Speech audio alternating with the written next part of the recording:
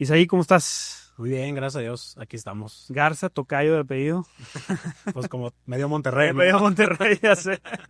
Así, pero gracias por estar aquí. No, gracias por la invitación y pues es un gusto poder estar aquí contigo platicando. Gracias. Dinos un poquito para los que no te conocen, que ya muchos te conocen por ahí, ¿a qué te dedicas? ¿Qué haces? Bueno, yo soy pastor de jóvenes en una iglesia que se llama Castillo del Rey La Fe. Esta iglesia está ubicada ya por Apodaca, entonces prácticamente vengo del otro extremo de la Apoyork. ciudad, de Apoyork. Estamos ahí pastoreando junto con mi esposa a los jóvenes, a los adolescentes. Ya llevamos trabajando con los adolescentes. Yo llevo trabajando ya como aproximadamente unos 15 años. Y con los jóvenes llevo trabajando como unos 8 o 9 años, pues, ya un buen rato, sí. Y estás en E625 participando, ¿verdad? Además, sí, soy parte del equipo del equipo nacional de S25, que para los que no saben qué es S25 es una editorial que produce herramientas, que produce libros, produce también eventos, que dan recursos para poder atacar diversos temas en la iglesia o incluso también de forma personal. Hay muchos material también para padres y de todo tipo. Sí, para que se den una vuelta, la verdad es que tiene... Sí, vale muchísimo la pena. Tiene muy buen material, muy buenos libros, muy útiles. Ahorita están sacando unos libros extraordinarios para padres, muy buenos. Pero bueno, si hay alguien también viéndome de una iglesia y, oye, quiero material para jóvenes, para adolescentes, para preadolescentes. De hecho, el nombre de S25 viene se especializan en edades de 6 a 25 años, correcto. Entonces, todos los que necesiten recursos entre esas edades, ahí pueden encontrar mucho material muy bueno, de calidad, estudiado, profesional, para poder ayudar a la iglesia en general. Es correcto. Un abrazo a Lucas Leis. Por ahí sí, si lo estás viendo. Espero que lo vea. Sí. Oye, sí, pues vamos a entrar en materia. Con el tema adolescentes, que es lo que queremos tocar el día de hoy. Creo que estamos viviendo en una época de muchos cambios. Sí. Creo que la adolescencia en el 2025 no es la misma adolescencia que en el 2015, que tampoco no es la misma adolescencia que el 2005, cuando yo estaba. O sea, cuando yo era adolescente. En el 1900 sí, algo, o sea, es muy distinto. Creo que estamos cambiando mucho más rápido ahorita, ¿no? Claro. Entonces, ¿cuáles son las emociones, cuáles son las presiones, los desafíos que están viviendo los adolescentes el día de hoy? Mira, la adolescencia es una edad bastante curiosa y muy desafiante, sobre todo por los cambios que involuntariamente ellos están viviendo. ¿Por qué digo involuntariamente? Porque ellos ni siquiera se dan cuenta o no nos dimos cuenta también en nuestra adolescencia que esos cambios estaban sucediendo. ¿Qué sucede? Que el adolescente empieza a tener cambios, por ejemplo, hormonales, donde ya empieza su cuerpo a experimentar o a reaccionar de forma distinta a diferentes circunstancias, psicológicos. O sea, porque también yo siempre digo, el adolescente es una edad muy, muy desafiante para poder atender y ayudar, porque, o sea, todavía son niños, pero ya no son niños. O sea, así me explico, o sea, todavía tienen ciertas actitudes, cierta madurez de un niño, pero ya su mentalidad, ya a lo que van, a lo que quieren lograr, ya están entrando a otra etapa, justamente. Y todo eso genera muchas emociones, genera muchos desafíos. Entre ellos, por ejemplo, ellos están también construyendo su personalidad, entonces también empieza a haber ciertas inseguridades, empieza a haber ya un poquito también esta reacción que yo creo que, por ejemplo, el bullying o lo que sucede en las escuelas o incluso en las iglesias o en las familias, muchas veces el bullying es una reacción a una inseguridad que tiene la persona que hace bullying. Okay. Entonces, de alguna forma, el adolescente al expresar esa inseguridad puede expresarlo justamente a través, por decir un tema, del bullying. Uh-huh. Entonces imagínate, o sea, están enfrentando sus cambios hormonales porque su cuerpo está reaccionando de una forma que ellos involuntariamente no quieren que reaccione de esa forma. Por otro lado, sus cambios psicológicos, sus cambios emocionales, pues es una bomba de tiempo. O sea, la adolescencia, para mí, yo creo que el que sobrevive a la adolescencia sobrevive a la vida. O sea, honestamente, o sea, es muy, muy desafiante. Y, a ver, ¿cuáles son las edades del adolescente? No sé si científicamente o qué qué edades se considera un adolescente. Obviamente hay muchos patrones, uh-huh. Hay muchos rangos de edades, pero las edades que comúnmente se conocen como adolescencia es entre los 12 y 18 años de edad. Okay. Que a veces, por ejemplo, no sé si alguien que me esté viendo tenga esta esta percepción, pero yo pensaba que la adolescencia solamente era entre los 12 y 15. Sí, porque en las iglesias o incluso en la etapa de la secundaria, pues por lo general son en esas edades. Pero la adolescencia como tal se considera entre los 12 y los 18 años de edad. Bueno, antes de cumplir los 18 años de edad, que ya en un término general, ya los 18 años ya se considera que está pasando a otra etapa de su vida. Hay algunos otros autores y psicólogos que dicen que entre 10 y 19 años, o sea, todavía lo agrandan un poquito más. Pero en lo personal, yo creo que las etapas funcionan entre 9 y 11 años se considera preadolescencia. Y entre 12 y 17 años, o casi cumpliendo los 18 años, se considera adolescencia. Incluso hasta en un término médico, antes de los 18 años todavía te atiende el pediatra. No se sabías eso. No sabía pero eso. todavía, bueno, obviamente dependiendo el malestar. El malestar. Pero en general, y claro, es muy raro que un pediatra con el pelado así de 18 años en la cama, ¿no? Es muy raro, pero en teoría así está considerado. Okay. O sea, la pediatría está considerada hasta los 18 años. ¿Y cuál es el mayor problema que estás viendo tú en los adolescentes de 12, 18 años? El mayor problema yo creo que es... no sé si llamarlo problema. Sí, no, porque al final de cuentas es algo que probablemente sea hasta cierto punto, no, es que no, tampoco es normal, Ajá. pero hasta cierto punto puede estar pasando en la mayoría de las personas. Exacto. Yo creo que el desafío particular de la generación que ahorita está en ese rango de edad es la forma en la que sobrellevan o interiorizan todas sus emociones.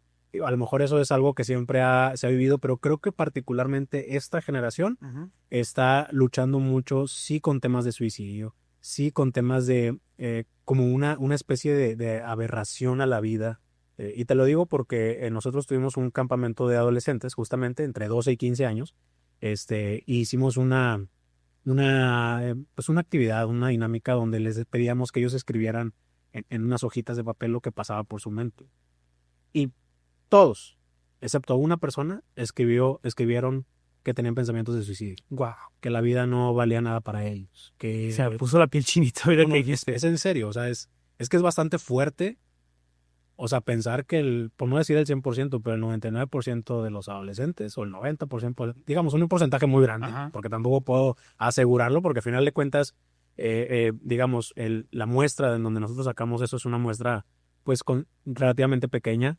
Sí te puedo decir que la mayoría está pasando por su mente un pensamiento o de quitarse la vida, o de autosabotearse, o de cualquier cosa considerarlo como algo bastante, bastante grande. ¿Me explico? O sea, a lo mejor antes, la generación antes de adolescentes a lo mejor aguantaban un poquito más. Yo hablando específicamente del bullying, que antes le llamamos carrilla. Sí, correcto. Y a lo mejor tú dices, bueno, pues me tiraron carrilla y para ti lo interiorizaste y lo procesaste de una forma súper diferente y te ayudó, incluso a lo mejor hasta forjó tu carácter y te ayudó a salir adelante. Pero los adolescentes hoy en día no. O sea, tú les dices, híjole, te ves bien feo, y ya eso es el mundo para ellos. O sea, no logran canalizar correctamente lo que ellos están viviendo. El problema es que se lo guardan, no lo transmiten, no lo comparten. Y a ver, lo entiendo, porque tampoco vas a andar por la vida diciendo, ay, me dijeron que me veo feo y me sentí mal. Pues, porque eso genera a lo mejor otro tipo de reacciones que también generan problemas. Pero en general eso es un problema bastante grave. ¿Y a qué crees que se deba? O sea, ¿por qué hace 15 años o 20 años si los adolescentes de esa época lo interiorizaban más o lo procesaban de otra manera y hoy no? ¿Qué factores hay? Yo creo que el adolescente ya no se siente seguro en ningún lugar. Okay. Y lo que voy a decir es un poco fuerte, pero es que incluso hasta ni en su familia. Y es fuerte. Obviamente estoy generalizando, hay casos muy particulares, o a lo mejor no es el caso, si alguien me está escuchando que tiene hijos adolescentes, a lo mejor no es el caso. Pero en lo que yo he vivido en estos años trabajando con adolescentes y con jóvenes, es que muchos de ellos no se sienten ni siquiera seguros en su familia, no se sienten seguros en la escuela, no se sienten seguros en la sociedad. O sea, no creen que tienen un lugar en la sociedad. no creen incluso que tienen un lugar en su familia. Y creo que eso los ha llevado a reprimir completamente esos pensamientos, a reprimir completamente esas emociones. Y es como, a ver, es como si estuvieras inflando un globo, así, estás inflando el globo, globo, y viene cualquier cosita, a lo mejor ni siquiera es algo picudo, algo así punzante. Puede venir un punto en donde eso simplemente va a explotar. Y eso es lo que está pasando con la mayoría de los adolescentes hoy en día. Es que me estás choqueando con lo que estás diciendo, porque yo me acuerdo mucho que en mi época de adolescente, no voy a decir hace cuánto tiempo, pero se hablaba mucho de identidad, de que el adolescente carecía de identidad o estaba en búsqueda de la identidad. Pero por lo que me dices, no sé si esto tenga que ver con eso ya, No. y nos estamos yendo un poco más atrás todavía. O sea, antes era la identidad es quién eres y qué es lo que vas a hacer, qué es lo que estás buscando en esta vida, como en busca de un propósito. Sí. Esto, lo que tú me estás hablando es, ¿por qué vivo? O sea, ¿por qué estoy existiendo? Va todavía más existencial el asunto. Sí, o sea, sí, sigue siendo una etapa en donde estás construyendo tu identidad.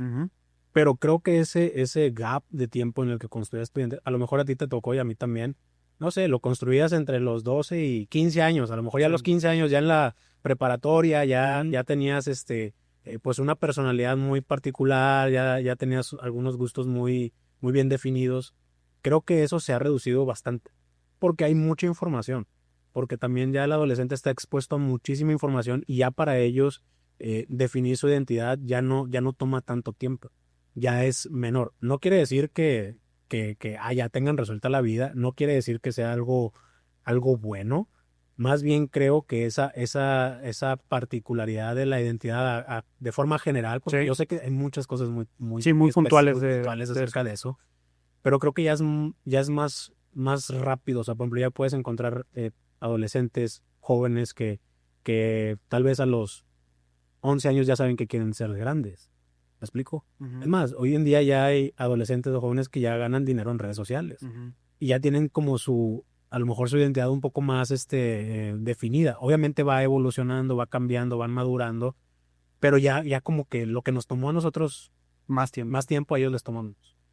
Y eso creo que ha abierto la puerta justamente a que existan estas crisis existenciales que los llevan a decir, ok, ya sé qué soy, quién soy, pero ahora el problema es cómo logro eso. Y a cómo va corriendo la sociedad, o cómo van corriendo pues todos los temas, el que me digas, creo que genera una presión. Y ya, por ejemplo, es que a ver, hoy decir tengo una carrera universitaria ya no es suficiente. Correcto. O sea, antes era, tengo una carrera universitaria, no, pues eras el más fregón de todos, ¿no? Tenías una vida asegurada y es más, hasta ¿por qué estudiábamos una carrera universitaria? Para tener la vida asegurada. Exactamente. Ni siquiera porque te gustara el tema, ni mucho menos, era más por Seguridad económica, ¿no? por una seguridad económica o algo. Hoy en día no es así. O sea, hoy en día, ya tú terminas tu carrera universitaria y no eres, perdón que le ponga una expresión, y a lo mejor es una expresión bastante burda, pero no eres nadie. O sea, necesitas hacer algo muy, muy, muy peculiar para poder sobresalir. Y ahí es donde se genera esta presión. O sea, si tú a los tal vez 15 años, tal vez no lograste ciertas cosas, entonces genera esta presión de entonces, ¿para qué vivo? ¿Me explico? A ver, yo lo voy a reconocer de forma personal. A mí me ha pasado. Yo tengo 31 años de edad y a mí me tocó ese cambio de lo análogo a lo digital. Todavía me tocó una parte bastante. El cambio, esa etapa me tocó vivirla a sangre propia. Vaya, a mí me tocó en un punto en donde dije, oye, tengo 25 años y no he logrado nada. No tengo seguidores en Instagram. Ajá. O sea, porque a veces esa era como tu manera de medir Sí, esa es exacto. Entonces, creo que ese es el problema con la adolescencia hoy en día, que ellos tienen parámetros de éxito bastante exagerados, que también ha sido gracias a que las cosas van evolucionando bastante rápido. ¿Son exagerados o son más tangibles? Yo creo que las dos. O sea, tangibles dentro de lo común, dentro de lo normal, lo que se va dando incluso hasta de forma intuitiva o por el día a día o lo que sale en la vida, ¿no? Pero por otro lado, creo que sí hay algunas cosas que yo creo que se están saliendo de control. Y eso lleva ya a una presión bastante fuerte. O sea, yo lo entiendo perfectamente. Oye, que un adolescente que tenga depresión, que tenga ansiedad, que tenga todos estos problemas de salud mental a sus 15 años, porque a los 15 años hay gente que ya incluso tiene negocios, que ganan dinero en redes sociales, que tienen cierta fama, que son reconocidos de esta forma. Híjole, o sea, creo que hoy en día sí está muy inflada esa parte de lo que se considera éxito, sobre todo. Ujú. ¿Y cómo podemos, híjole, es que ahorita mencionaste una palabra importante, que es o sea, ¿cuáles son las cosas que están influyendo a esto? ¿Y cómo podemos acompañar a los adolescentes? Que eso es lo principal, ¿no? O sea, estamos entendiendo que hay un mundo diferente. Sí. Los papás ahorita que yo estoy, para cuando sale este episodio, seguramente ya tengo 40 años. Entonces, o sea, mi generación ya está teniendo hijos tanto preadolescentes como adolescentes. Entonces sí estamos viendo un cambio. De hecho, en mi círculo de amistades, todos hablamos de que nuestros hijos, la preadolescencia, tú me dijiste ahorita 9 años, creo que se está abriendo hasta 7, o sea, Sí. y están llegando a ese tipo de... Lo vemos a lo mejor por rebeldía en los hijos, que esa es como una medición de la adolescencia, creo yo, no sé si sea correcto, que empiezan al rebelarse. Y ese, como rebeldía, tú me dirás si es cierto o no, empieza un poco antes.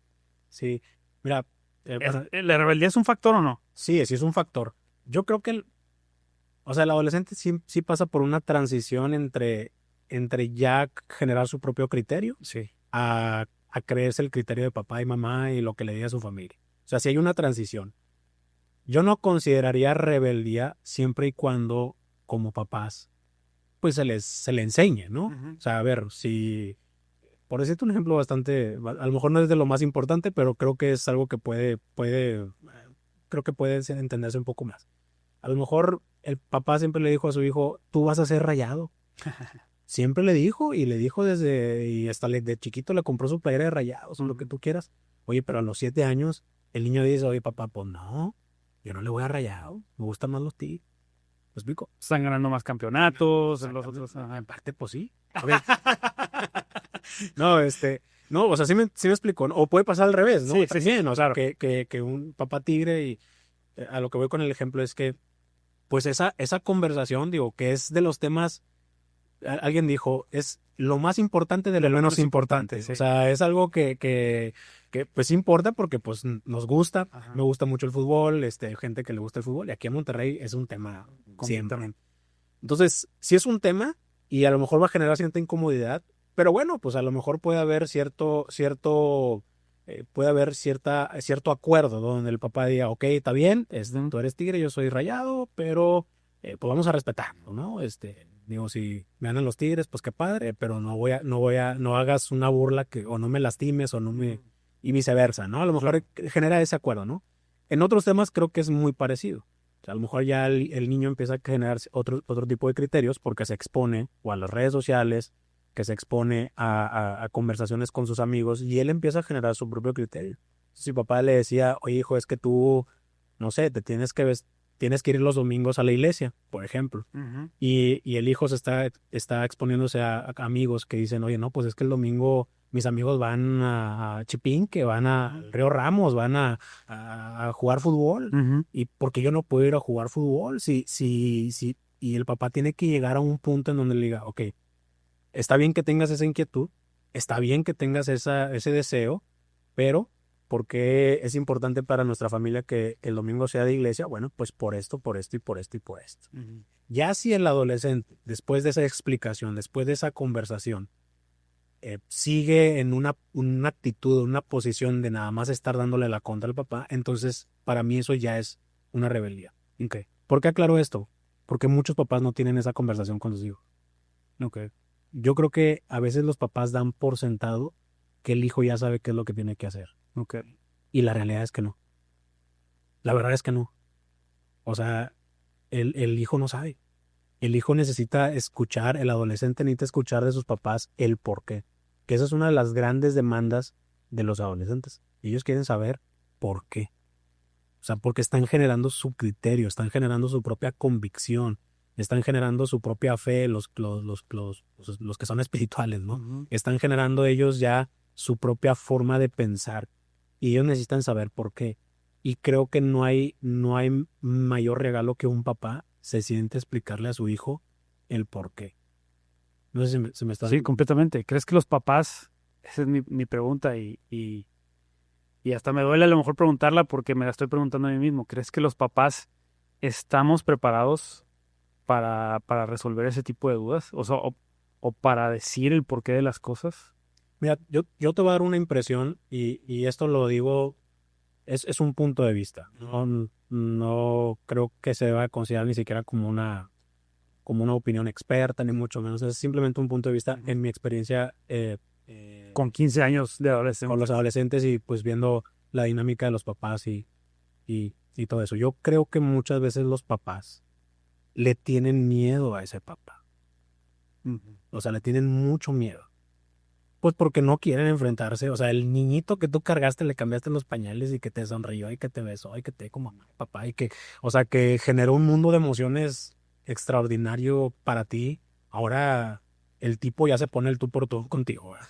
¿Me explico? Ujú. O la niña ya se pone el tú por tú. Sí, claro. O sea, entonces es un shock también bastante fuerte para los papás. Ujú. Yo creo que emocionalmente los papás no están preparados para eso, porque nunca vas a saber cómo va a suceder o que lo que vas a sentir o lo que vas a vivir. Pero yo creo que sí los papás deben de quitarse ese miedo y empezar a hablar los temas que son importantes hablar en esa etapa de la vida.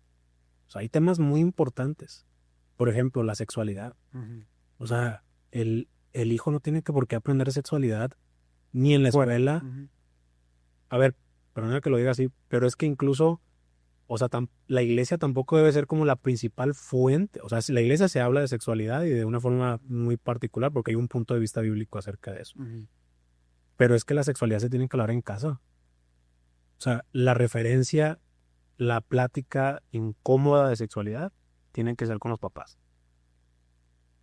Pregunto, ¿cuántos papás en esa etapa de la vida platican con sus hijos de sexualidad? Ujú. La verdad es que son pocos, por no decir ninguno. Sí. Pero se tiene que hablar. Y se tiene que hablar con mucha sabiduría, se tiene que hablar con mucha prudencia. Estoy de acuerdo con que es que no quiero despertar en ellos algo, es que no quiero... A ver, es que si lo tratas de una forma buena, sana, saludable, creo que el mayor regalo que puede tener tu hijo o tu hija es que escuchen de ti temas como la sexualidad, o sea, que aprenden de ti como papá ese tipo de temas. Y a ver, otro tipo de temas también, o sea, el tema de la salud mental. ¿Me explico? Ujú. O incluso a lo mejor algo un poquito más fuera de lo menos profundo con temas de finanzas. Ujú. ¿Me explico? O sea, es que la referencia de los hijos son los papás en todas las áreas de la vida. Correcto. ¿Por qué a veces no son referencias? Porque los papás no quieren tener esa conversación con ellos. Y creo que es súper importante que lo tengan. ¿Cómo generarla? O sea, si hoy tú tienes la audiencia de X número de papás, ¿cómo generar eso? ¿Cómo perder el miedo como padres? Y quisiera a lo mejor hablarle a dos audiencias el día de hoy. O sea, a los padres es cómo generarlo, pero también a los adolescentes que puedan llegar a escuchar esto es cómo abordarlo también y no exigirles, pero sí provocar esa conversación con papá sin juzgarlos también, porque a lo mejor ellos tampoco tuvieron esa conversación, ¿no? Bueno, es que justo acabas de decir una palabra clave, sin juzgarlos. Ujú. Porque ahí es donde está el problema. Muchos papás y mucha gente en general esperan que el adolescente actúe como un adulto. O sea, tienen una expectativa bastante exagerada, lo que decíamos ahorita, del adolescente. O sea, hay veces que incluso hasta yo me pongo a pensar que he escuchado a papás que le dicen, es que debiste comportarte de esa manera. Y veo la cara del adolescente así como perdido porque dice, pues es que ¿quién me dijo? Nunca me dijeron que tenía que comportarme de esa manera. O sea, pero el papá dice, es que debiste. Y le pones una expectativa bastante alta sin haberle enseñado.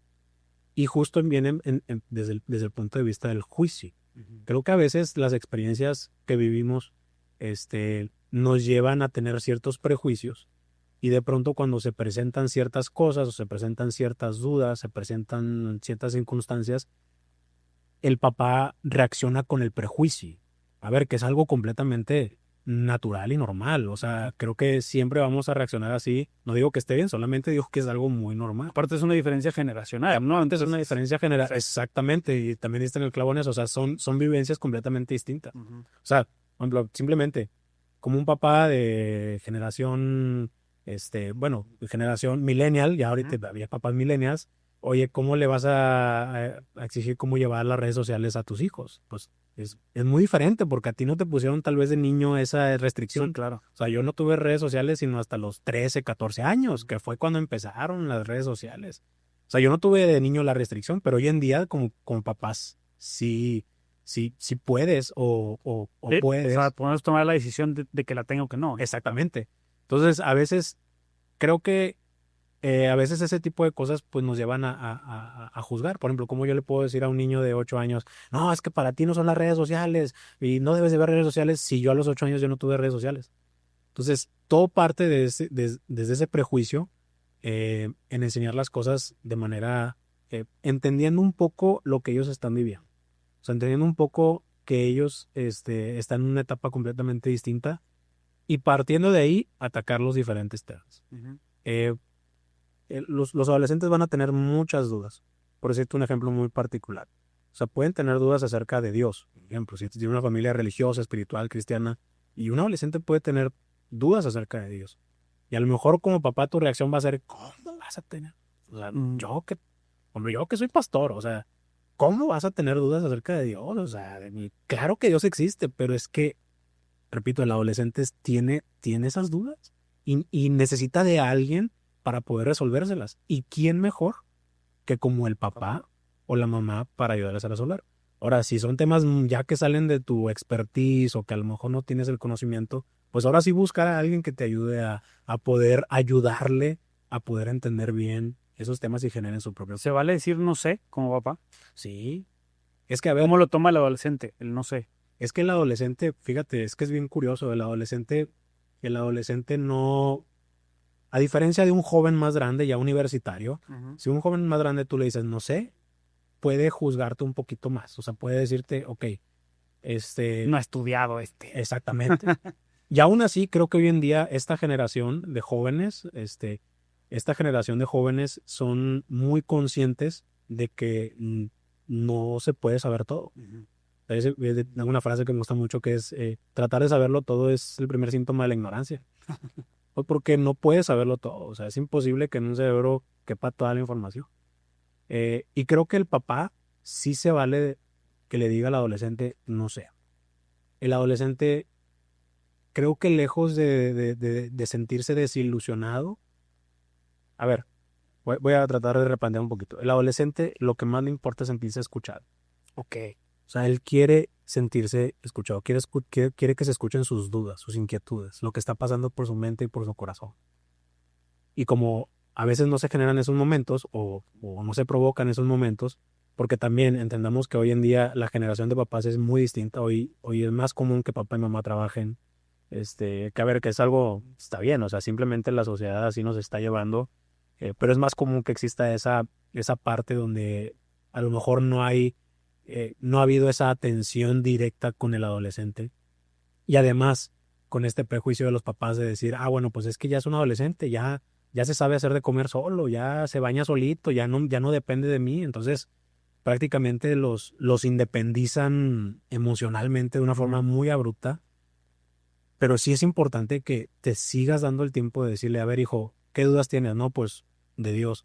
Bueno, déjame ayudarte, déjame acompañarte para que tú puedas quitarte cualquier duda acerca de Dios. Oye, ¿qué dudas tienes? No, pues de sexualidad. Bueno, pues déjame ayudarte, Uh-huh. déjame acompañarte en todo este momento para poder ayudarte a generar un criterio adecuado y que puedas tomar las mejores decisiones.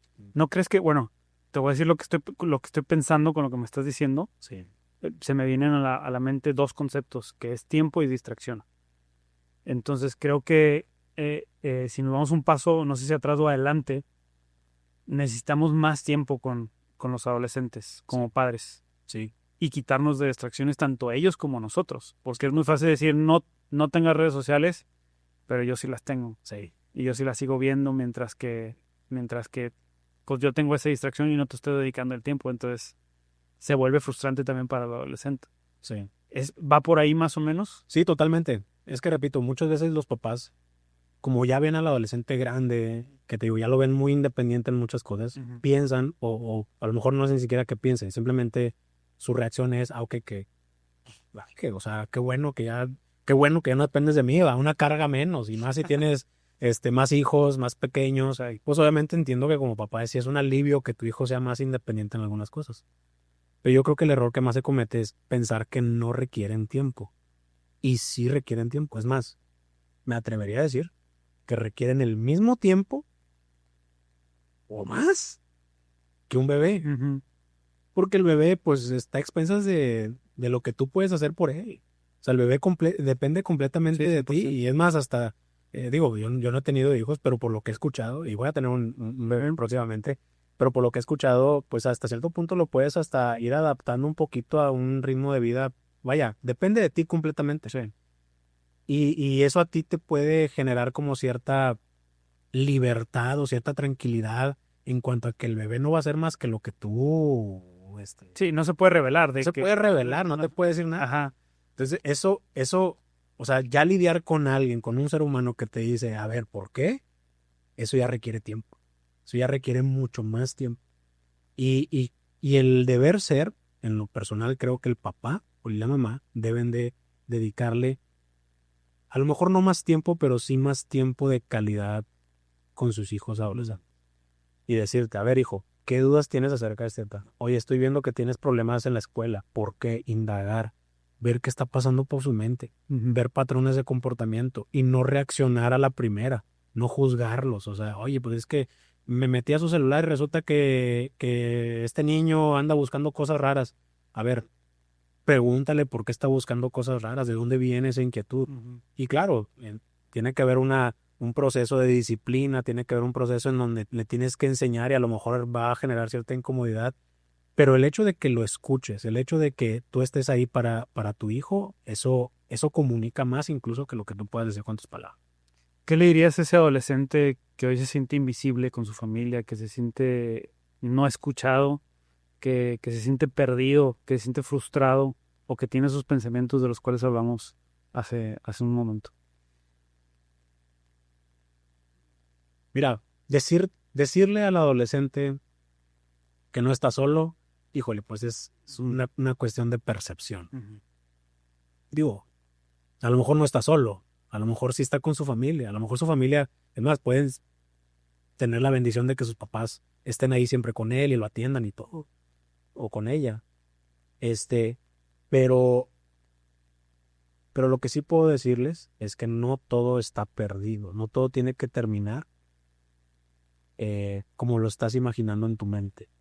O sea, algo que yo he aprendido y que me ha ayudado mucho en mi vida es justamente pensar dos cosas. La primera, y bueno, esto es sí el caso que de verdad, aunque no seas tan espiritual y todo, y yo lo primero que te diría es confía en Dios, o sea, aférrate a Dios, o sea, dile a Dios, ayúdame.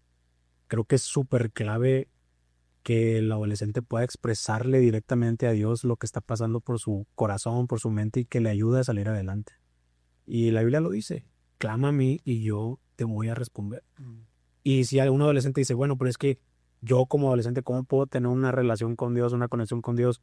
Es que la Biblia está lleno de adolescentes que tenían relación con Dios. David era adolescente cuando mató a Goliat. Que en 17 años. Sí, dicen que tenía entre 16 y 17 años. El mismo Jesús en su adolescencia estaba en la sinagoga y ya tenía bueno, pues era el Hijo de Dios, pero digamos en su humanidad tenía una conexión especial con Dios. O sea, si te fijas, muchos de los personajes de la Biblia en su adolescencia empezó esta conexión con Dios. Por eso yo le diría a todos esos adolescentes que hablen con Dios y que le digan a Dios, Dios, aquí estoy, ayúdame, necesito ayuda para salir adelante.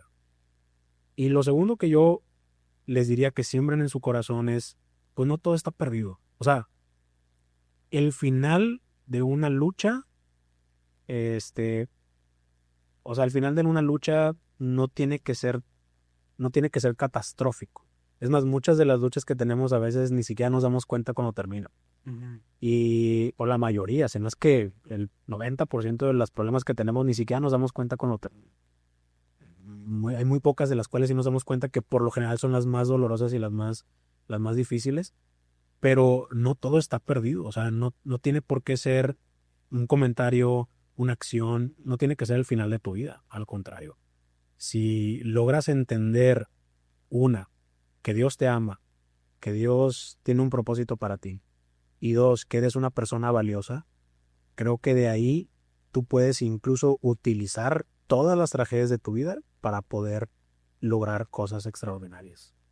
Eso es algo que yo menciono, voy a aventarme un gol, pero es algo que yo menciono, de hecho, en el libro. Tengo 4 capítulos que hablan acerca de la importancia de las adversidades. Sí. Ese libro nació como, no sé si has visto la película Volver al Futuro. Sí. Es una de mis películas favoritas. Entonces es como si yo regresara y me lo regalara cuando tenía 15, 20, no importa qué edad, pero más chavo, ¿no? Y una de las cosas es, vas a pasar por adversidades. No hay nadie que no pase por adversidades. Totalmente cierto. Y recuerdo y lo escribo ahí, que digo, yo 3 veces me han operado la rodilla. Wow. La tercera vez fueron 6 meses de recuperación. Wow. Entonces, sí, la última fueron 6 meses. Entonces, pero yo me acuerdo cuando estaba en la segunda o tercera semana, me acuerdo que pensaba, esto tiene un fin. Sí. O sea, no voy a estar siempre así. Exacto.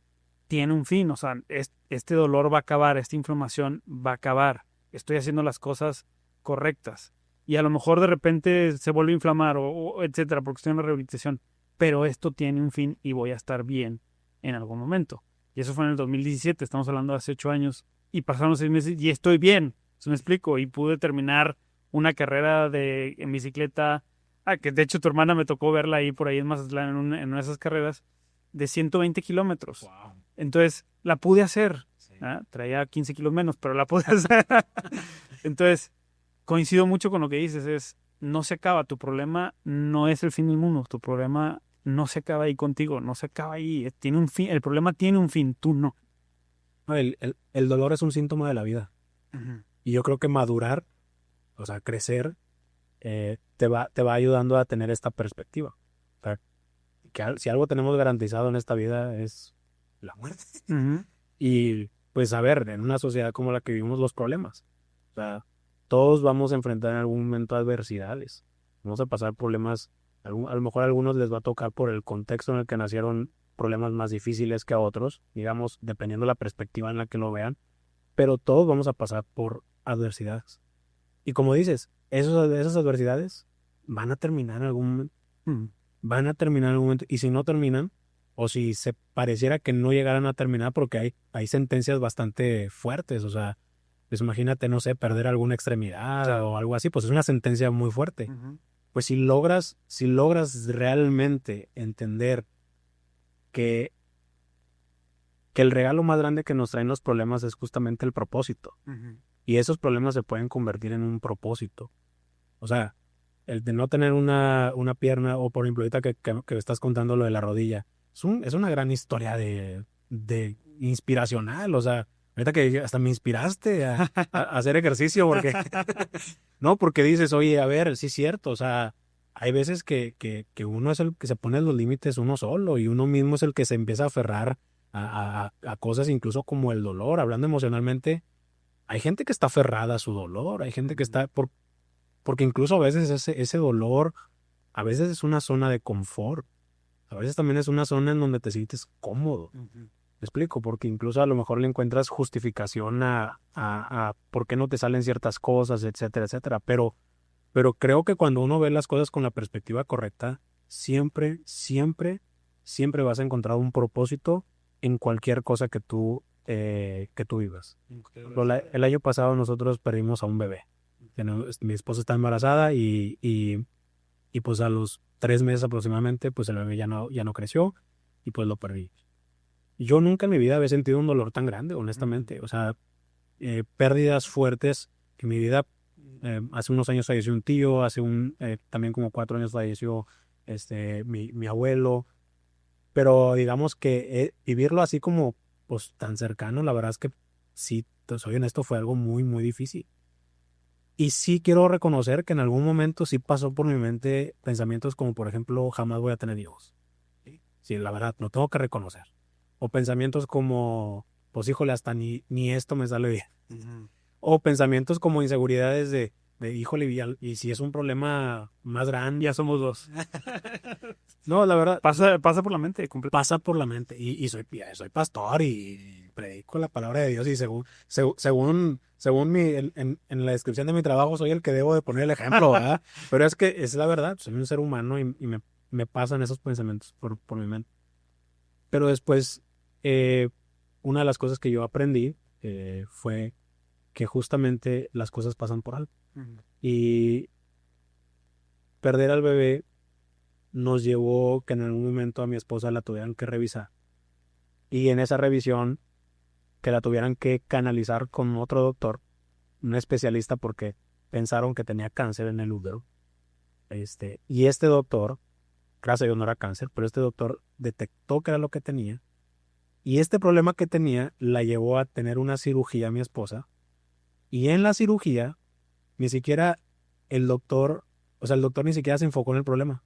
Porque en la cirugía el doctor se dio cuenta de que mi esposa tenía un tabique en su útero y por eso no había crecido nuestro bebé. O sea que cualquier otro embarazo iba a ser. Exactamente. O sea, si nos volvemos a embarazar, lo más probable es que el embarazo hubiera salido mal. Ajá. Entonces, si te fijas, o sea, cómo un problema Sí. generó una serie de cosas que nos llevaron a encontrar, incluso una solución a tal vez en el futuro tener pues más pérdida. Ujú. Exacto. Y a mí eso me enseñó mucho toda esa experiencia a confiar en que probablemente a veces hasta los problemas pueden ser el inicio de tu éxito. Ujú. ¿Me explico? O sea, un fracaso puede ser el inicio de tu éxito. Ujú. A lo mejor es lo que necesitabas, a lo mejor es lo que necesitamos nosotros para poder saber que teníamos un problema mayor y que tenía solución. Ujú. Y claro, viéndolo también en otro tipo de circunstancias, o sea, tal vez una situación difícil, un pensamiento negativo, el que te estén molestando, que te estén haciendo bullying a un adolescente, por lo general esos son los problemas que viven, o incluso si hay problemas en casa y eso también te está afectando, decir, ok, ¿cómo esto puedo utilizarlo para poder ser mejor? Ujú. Y a veces eso hasta se da de forma natural. Ni siquiera tienes que ser exacto. sobresaliente, ni siquiera tienes que ser tener un podcast, ni siquiera, o sea, no, o sea, no tienes que ser tan sobresaliente para Sí. entender que cualquier cosa, Completamente de acuerdo. para empezar, no tiene un final y segundo, que todo se cruza para. Ujú. ¿Crees que esta generación de adolescentes, 2025, está regresando más a Dios o se está alejando más de Dios? Yo creo que se están acercando más a Dios. En comparación con generaciones como la tuya o la mía. Como si, sí, en comparación a los millennial, la generación millennial, la tendencia fue completamente lo contrario. Correcto. Irse. Alejarse un poquito más de Dios o considerar a Dios como algo no tan importante. La famosa deconstrucción empezó ahí, ¿no? Con los Exacto. millennials. Y no nada más en el tema religioso, Sí. sino en todos. Sí. Tú me entiendes, ¿no? Sí, sí, sí. Todos los temas quisieron redefinir muchas cosas que en su momento fueron traumas. Ujú. Y entre ellos, honestamente, sí hay que reconocer que sí hubo una temporada de la iglesia en general, no hablo ninguna en particular, solamente hablo en general. Históricamente hubo una temporada en la iglesia donde era difícil, era desafiante ser cristiano. O sea, sigue siendo desafiante, pero era como mucha presión. ¿En qué sentido?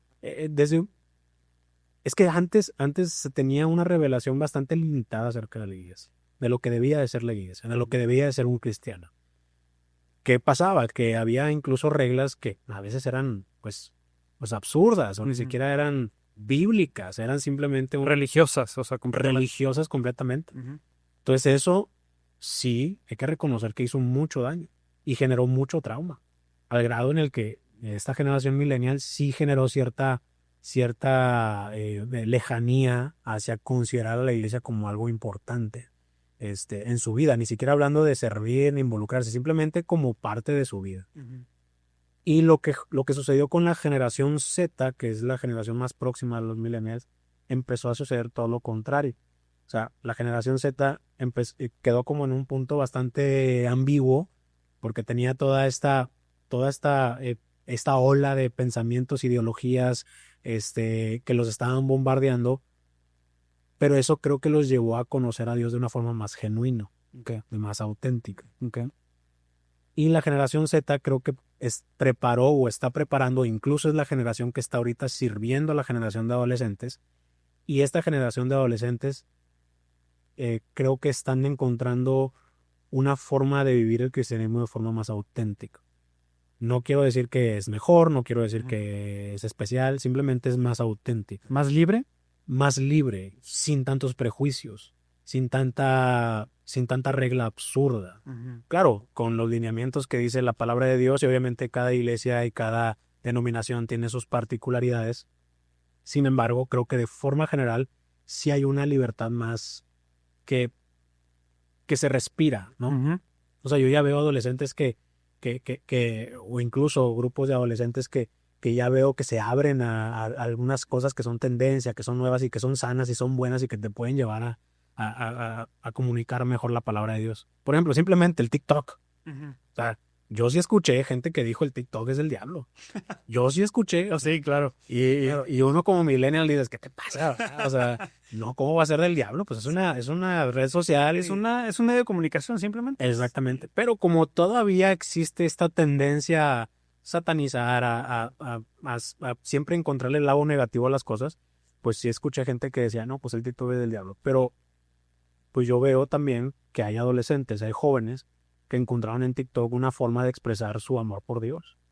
Y de forma sana y de forma buena. Entonces ahorita tú ves en TikTok, la verdad, ves mucho contenido cristiano, mucho contenido acerca de Dios. Tú ves en Instagram también mucho contenido cristiano acerca de Dios. Las iglesias ya utilizan Instagram y TikTok como una herramienta para poder compartir la palabra, para poder compartir clips de predicaciones, que es la forma en la que hoy se pueden comunicar más fácilmente. O sea, ya se está utilizando de forma más sana. Entonces, esto como poniéndote el ejemplo como creo que esta generación ha encontrado una forma auténtica de conectarse con Dios y también de compartir a Dios. Okay. Yo lo veo en mi grupo de jóvenes. Antes era muy difícil invitar a alguien a un grupo de jóvenes. Y es muy sencillo porque ya el grupo de jóvenes ya no es tal vez esta mega reunión donde es un domingo en chiquito. En domingo en chiquito, o es el pastor y lo que diga el pastor es lo que... No, ya es más comunidad, ya es más amistad. Y creo que estas generaciones están buscando mucho eso, lo auténtico, lo genuino, lo sustancioso. Ya no les importan tantas las formas, sino les importa la experiencia de tener una relación con Dios. Por eso creo que sí, esta generación de adolescentes tiende a acercarse más a ti. ¿Crees que se me está haciendo complicado hacer esta pregunta? Pero el adolescente, es que también puede servir para cualquiera, no nada más para adolescentes, pero hoy en día esta pregunta va para los adolescentes. Y para el que nos escuche, si es papá o el que sea. ¿Se vale dudar de Dios? ¿Se vale cuestionar a Dios? ¿Es válido? A ver, más que ser válido, creo que es es un proceso. La duda puede terminar de muchas formas, ¿no? Pero creo que es un proceso por el cual la fe se puede fortalecer. Más que valerse, porque, a ver, yo creo que dudar de Dios, pues tiene un contexto. ¿Por qué estás dudando de Dios? ¿Qué es lo que te está llevando a no tener esa convicción? Y a ver, puede ser algo de forma muy normal, natural. Por ejemplo, yo soy hijo de pastor, nieto de pastor, yo toda mi vida estuve expuesto al cristianismo. Y a lo mejor mi duda no era tanto de si Dios existe.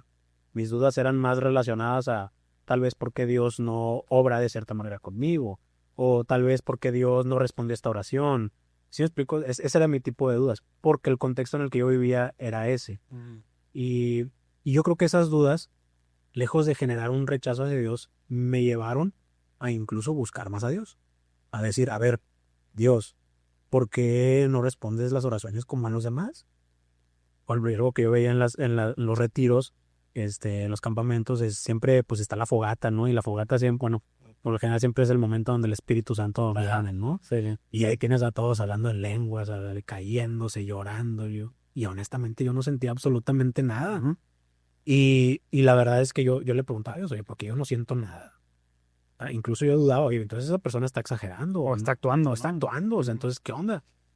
Pero después ya entendí y yo aprendí que Dios tenía una forma muy particular de lidiar conmigo y que eso, lejos de llevarme a tener esta duda acerca de si era real eso o no, me llevó a tener una convicción más firme de que Dios es más real que simplemente lo que veo o lo que otras personas sienten, sino Dios realmente tiene una profundidad más grande. Por ejemplo, en este caso, el Espíritu Santo bíblicamente tiene manifestaciones, pero antes de las manifestaciones está el Espíritu, Ujú. perdón, el fruto. ¿Me explicó? O sea, bíblicamente es más importante el fruto que lo demás. Ok. Entonces, para mí fue, ok, a lo mejor no tengo, y digo, y sí he vivido cosas muy particulares con el Espíritu Santo, pero no he tenido estos momentos así tan extravagantes, vamos a decirlo de esa forma, pero sí creo que Dios ha generado un fruto que ha sido a través de tener esta relación con el Espíritu Santo. ¿A qué te refieres con fruto? Fruto, simplemente lo que dice Gálatas 5, 22 y 23. Fruto del Espíritu es amor, gozo, paz, paciencia, benignidad, bondad, fe, mansedumbre y templanza. El fruto simplemente es el resultado de sembrar una semilla o de sembrar una convicción o de sembrar en este caso, algo que viene en la palabra de Dios, de sembrarlo en el corazón y que en el proceso, mientras yo lo siga alimentando, mientras yo siga buscando a Dios, eso en algún momento va a darse de forma bastante, pues, auténtica. O sea, yo no tengo por qué, eh, en este caso, yo no tengo por qué dramatizar o actuar el amor a los demás. A mí se me da solo, o sea, yo amo a la gente de forma natural. O sea, yo te puedo decir como los adolescentes. O sea, yo no te puedo explicar por qué que amo a los adolescentes. Yo no entiendo por qué los amo. Ujú. A veces son unos desgraciados, son unos malagradecidos, pero de verdad hay un amor muy auténtico y creo que es, sin sonar soberbio ni nada, simplemente creo que es parte de esa relación con el Espíritu Santo. O simplemente la felicidad. ¿Cuánta gente no está buscando la felicidad en otro lado? Y la felicidad es un fruto del Espíritu. Ok. Y hay veces que a lo mejor no vas a estar jajaja todo el tiempo, Ujú. pero te sientes pleno, te sientes con paz, te sientes tranquilo, sientes incluso que hay adversidades, pero estás tranquilo. Bueno, eso es un fruto del Espíritu. Ujú. No sé si me explico. Sí, Que a veces eso creo que es más trascendental que pues ciertas cosas que también son importantes y son buenas, pero eso creo que tiene una profundidad más. O sea, En nuestra época, bueno, hablo más por mí, no sé qué tanto por ti con esta diferencia entre tú y yo de 9, 10 años, pero se explicaba a lo mejor el pecado como algo que hiciste mal. Hoy en día, ¿cómo se explica el pecado? Porque no es tan sencillo como es lo no. que hiciste mal, y yo creo que eso también nos alejó a nosotros, hiciste algo mal, tanto bíblicamente o religiosamente, porque es la regla de mi iglesia o de mi denominación o ya sea católico, ya sea cristiano evangélico, ya sea eh, bautista, lo que sea. Entonces, el pecado es no cumplir con la regla. Hoy, ¿cómo se explica el pecado a un adolescente? Yo siempre les digo a los jóvenes y a los adolescentes que el pecado es todo lo que Dios odia por la simple y sencilla razón de que te afecta a ti directamente. Muchas de las cosas que se consideran pecados, si tú te das cuenta en la Biblia, son cosas que si no se hacen de forma correcta o en el tiempo correcto, traen una consecuencia negativa a tu vida. Hay cosas incluso que son pecado, pero cuando se hacen en el momento correcto, bíblicamente son una bendición. Por ejemplo, la sexualidad. Ujú. O sea, la sexualidad antes del matrimonio, más bien, la sexualidad fuera del matrimonio es un pecado. Pero dentro del matrimonio es una bendición, Ujú. porque trae, pues obviamente te puedes reproducir y bueno, pues todo lo que produce una vida sexual sana dentro del matrimonio. Ujú. Entonces, yo creo que la perspectiva del pescado, Del- traigo hambre. La perspectiva del pecado debe ser esa, que muchas de las cosas que nosotros podemos vivir, necesitamos encontrar el tiempo correcto y la forma correcta de hacerlas. Y yo siempre les he explicado eso a los jóvenes. O sea, hay cosas que incluso a lo mejor antes se satanizaban y decían, es que es un pecado hacer esto. Pero hoy en día entendemos que no es un pecado, pero también hay que filtrar todo ese tipo de cosas. Y la Biblia, por ejemplo, hay un pasaje en la Biblia que dice que todo me es lícito, pero no todo me conviene. Ujú. Todo me es lícito, pero no me dejaré dominar por nada del mundo. Entonces yo le digo a esas personas, si eso que tú estás haciendo no te conviene, entonces no lo hagas. Y segundo, si eso que estás haciendo te va a dominar en algún momento, entonces eso se puede convertir en un pecado. Entonces hay que tener mucho cuidado en la forma en la que nosotros hacemos las cosas. O sea, hay cosas que no están... Lo que pasa es que también la Biblia hay muchas cosas que sí pone como esto está mal Ajá. y hay cosas que no. O sea, hay Ajá. cosas que las pone como que muy entre líneas o incluso no están tan claras. Por ejemplo, el alcohol, ¿no? Por ejemplo. O sea, el alcohol digo, se me vino ahorita a la mente, Sí. no porque sea borracho, pero el alcohol pues no, dice que no te emborraches, pero no dice que no tomes. Exacto. No, y pues a ver, Entonces, Jesús convierte el agua en vino. vino, exacto. Y ahí estamos hablando de un parámetro bastante ambiguo, porque a ver, ¿qué significa ser borracho? Ujú. O sea, ¿con cuántas te emborrachas tú? Yo, la verdad no sé. Por ejemplo, yo te voy a decir una convicción muy personal. Yo tomé una convicción muy personal de no tomar alcohol. Ay, de no tomar alcohol pues porque no me conozco, porque yo no sé mis límites, Ujú, porque yo no sé en qué momento yo me voy a emborrachar, entonces no quiero ni siquiera descubrirlo. ujú, Y además porque es algo que valores que mis papás me enseñaron y que los tengo muy Muy firmes en mi corazón y yo quiero enseñárselos a mis hijos. Pero ya no es una perspectiva de, es que el que toma se va a ir al infierno, o no, ujú, porque ahora entiendo que ese tema es bastante ambiguo. ujú. Sin embargo, creo que ahí es donde uno empieza a tomar decisiones bastante particulares. Por ejemplo, lo que dice este versículo, todo me es lícito, pero no todo me conviene. Dices, ¿me convendrá? Bueno, pues a lo mejor eso es algo muy amplio, ¿no? Sí, ¿Será o no será? Pero ya la parte de no me dejaré dominar por nada. Ya cuando el alcohol empieza a dominar tus decisiones, empieza a dominar tu vida social, empieza a dominar tu relación con tu pareja, empieza a dominar la forma en la que Convives, ¿no? convives o incluso te inspiras y trabajas, porque hay gente que utiliza sustancias para Ujú, trabajar y inspirarse. Entonces, pues ya se está convirtiendo en un problema. ujú. Ya se está convirtiendo en algo que sí te puede llevar a cometer un pecado. O que inclusive es pecado ya ahí en ese momento. Ya exactamente, ya Pecado está en el límite de... del pecado. O por ejemplo, también hay cosas que a lo mejor no son pecado, pero sí interviene una situación o interviene algo que podría provocar un pecado. Por ejemplo, si tú le dices a tu hija, no puedes ir a la esquina. ¿Es un pecado ir a la esquina? ¿No? Pues no, vas a la esquina, se acabó. Pero ¿qué es lo que sí es pecado? Desobedecer a tus papás. O incluso, digo, esto ya obviamente depende del criterio de cada quien, pero es que incluso a veces hasta como autoridad espiritual, también a veces uno dice, a ver, no tanto poner una regla o poner una ley de que te obligo a que hagas esto, ¿no? Pero incluso escuchar el consejo de una autoridad espiritual o incluso de un amigo que vive su vida bien y que genuinamente se está preocupando por ti y te dice, oye, ten cuidado con esto. Entonces, ahí es donde el no atender el consejo o no obedecer tal vez incluso a alguna ley que pueda estar ahí metida en lo que estás haciendo, entonces eso ya se convierte en un pecado. Ujú, correcto. ¿Cómo podemos enseñar a los jóvenes a acercarse a Dios? De una manera genuina, no de una manera religiosa, sino de una manera auténtica, como mencionábamos hace rato. Bueno, primero el ejemplo. Yo creo que la inspiración más natural y la inspiración más efectiva es el ejemplo. Entonces, si hay papás que me están escuchando y dicen, "Oye, yo quiero que mis hijos busquen a Dios", bueno, pues busca a Dios. Y a veces también cometemos este error bueno, es que no quiero que me vean porque, no sé, no quiero manipular o no quiero tampoco, pues no sé, mi relación con Dios y no quiero que nadie más la vea. A veces o sea, es bueno que tus hijos te vean buscando a Dios. O sea, es bueno que tus hijos te vean leyendo la Biblia. A veces uno piensa, bueno, es que me voy a encerrar en tal lugar para leer la Biblia. Y no, que abre tu Biblia enfrente de tus hijos y que te vean. Claro, de forma genuina, tampoco la vayas a hacer por actuación ni manipular algo. Simplemente es. Oh, vosotros estáis aquí. Sí, sí.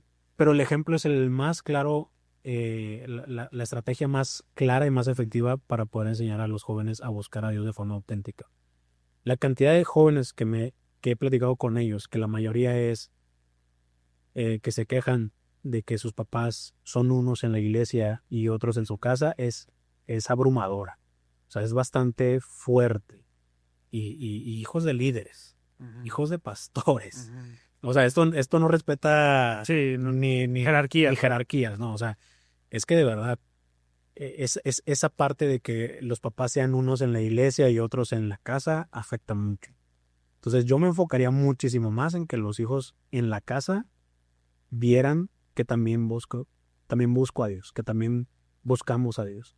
Y que a ver, también a veces, pues va a haber momentos en donde van a cometer errores y que esos errores, si uno los trata con gracia y con misericordia y uno los atiende de esa forma, pues también es una forma de enseñarles la verdadera esencia de Dios, que es un Dios de gracia y un Dios de misericordia. Entonces, el ejemplo es clave. ¿Sabes? También me pasa con, no sé, con la dieta y eso. O sea, tú puedes decir a tu hijo, no, quiero que comas sano, pues sí, pero tú comiéndote. No fumes y No comes, estás humana. O sea, en la vida espiritual es exactamente lo mismo. Quiero que busques a Dios. Es más, te pago todos los retiros, te pago todos los congresos. Es más, hasta te voy a meter en un colegio cristiano para que busques a Dios, pero yo todavía tengo mi vida, doble vida, pues, tengo una adicción, vivo una vida de pecado. Bueno, pues eso en lugar de ayudar, lo que va a generar es justamente pues un criterio donde dice, no, pues es que no, yo no quiero ser así, va. Ujú. ¿Y qué tan importante es la forma en que se presenta a Dios? Yo creo que es muy importante. O sea, ¿a la forma te refieres a la forma de comunicar? Sí, o sea, está el fondo, sí, la forma de comunicarlo. Ok. Ahorita hablabas de TikTok, pero haciendo a un lado las redes sociales, ¿cómo llegar con el adolescente y presentar a Dios? La forma, cómo la envoltura. Envoltura, no, es clave, Ujú. súper clave. Yo creo que hoy en día cada vez es menos el prejuicio en cuanto a eso, pero por mucho tiempo se tenía el prejuicio de, Sí. no, pues es que no puedes. A veces también en esta buena intención de no parecerte al mundo, pues uno dice, bueno, pues no me quiero parecer al mundo, entonces trato de hacer todo lo contrario de lo que hace el mundo. Y a ver, creo que sí es buena la premisa de decir, no me quiero parecer al mundo, pero también hay que entender que hay cosas que, lejos de parecerte al mundo, simplemente son factores, son estrategias, son medios con los cuales, si tú usas de forma correcta y adecuada y de forma sabia, vas a poder lograr tu objetivo. Ujú. Y es ahí donde uno encuentra una buena estrategia para poder mostrar a Dios, una buena estrategia para poder comunicar la palabra. Ujú. O sea, hay factores muy importantes. Por ejemplo, ahí la capacidad de atención de un adolescente es mínima. O sea, que un 10 adolescente, segundos. sí, o sea, si que un adolescente te ponga atención más de 15 minutos, 20 minutos, no te va a poner atención más de 15, 20 minutos. Y a veces insistimos en, no, pues es que hay que darle una predicación de 1 hora. Ujú. Y a lo mejor el adolescente quiere escuchar la predicación de 1 hora.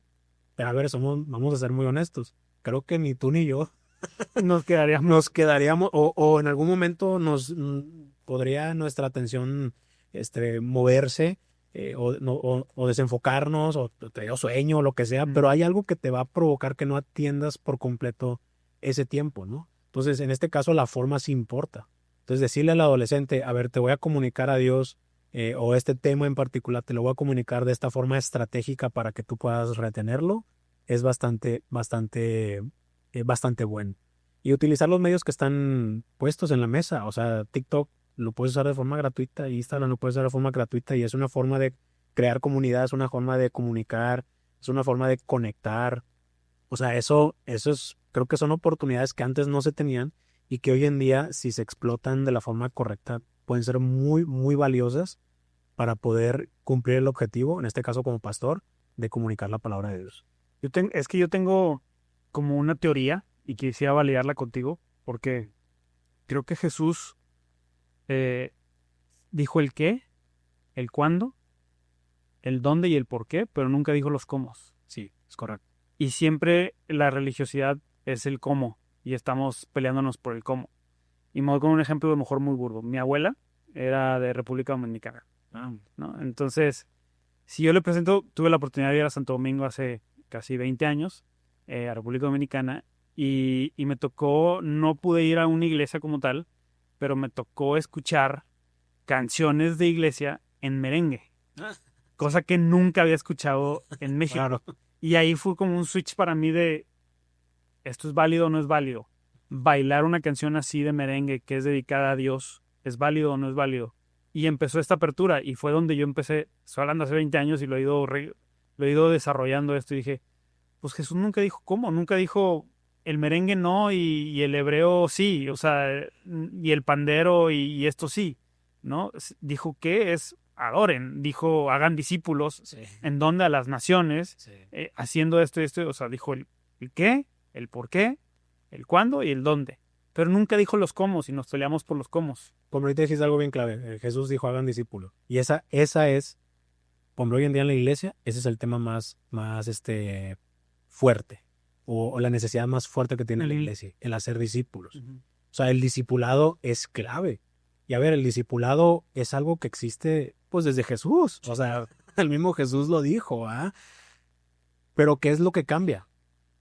¿Cómo vamos a ser discípulos? ¿Sí? O sea, la forma, la estrategia. Sí, exacto. Hubo un tiempo donde a lo mejor las células en casa eran lo que funcionaba y hacía que se crearan muchos discípulos. A lo mejor hoy en día, a lo mejor no son en las casas como tal, porque ya cada vez recibir a alguien extraño en tu casa pues es más complejo, más complicado. A lo mejor ahora toca hacer esos mismos grupos, pero hacerlos en la misma iglesia. O a lo mejor hacerlos en lugares estratégicos como cafeterías, no sé, lugares donde hay estas cafeterías de juegos de mesa. Y a lo mejor el tema va a ser, bueno, vamos a juntarnos para tener juegos de mesa, pero en ese juego de mesa inconscientemente o conscientemente puedes utilizar ese momento para poder evangelizar, para poder discipular, pero o evangelizar también, ¿verdad? Sí, pero hablando en el tema de discipulado es eso.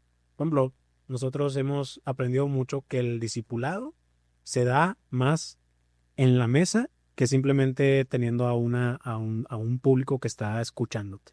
Claro. O sea, esto es discipular, ¿sí? Digo, obviamente el propósito del podcast es otro, pero Sí. por decirte un ejemplo, si yo tuviera esta conversación con uno de mis jóvenes, esta conversación sería discipular. ¿Por qué? Porque lo que estoy haciendo es mi conocimiento, mi experiencia, mi sabiduría se la estoy compartiendo de una forma bastante orgánica, de una forma bastante auténtica, sin alguien que nos esté viendo, sin tener que cuidar el tiempo, sin tener que cuidar un formato. Simplemente es platico y en esa plática yo estoy discipulando a mis jóvenes. ¿Cambiarías, si tú pudieras reescribir la Biblia? O si tú la tradujeras, esa es la palabra correcta. Si tú la tradujeras, ¿cambiarías discipulado por mentoría? No. ¿Es algo similar o no? Híjole, mira, no sé porque no sé cuál sería el punto de diferencia, porque a final de cuentas creo que a lo mejor algunos pueden tomarlo como si fueran sinónimos. Creo que el discipulado tiene una conexión personal más profunda que en sí la mentoría. Creo que la mentoría, digo, esto es mi percepción, igual tú me puedes aclarar más el camino. Tú que tienes 2 libros y tienes más, la verdad, sí. Pero creo que la mentoría es más, o sea, por ejemplo, ahorita que sucede, que estamos viendo algo del micrófono, ¿no? ¿Sabrás tú por qué se está escuchando así? Bueno, pues yo te puedo decir, pues a lo mejor es esto, puede ser el cable, puede ser esto otro, muévele aquí, muévele acá, y listo, ahí se acaba la relación, ¿no? Para mí el discipulado es, a ver, déjame te enseño cómo. O vamos a descubrir juntos cómo vamos a solucionar este problema.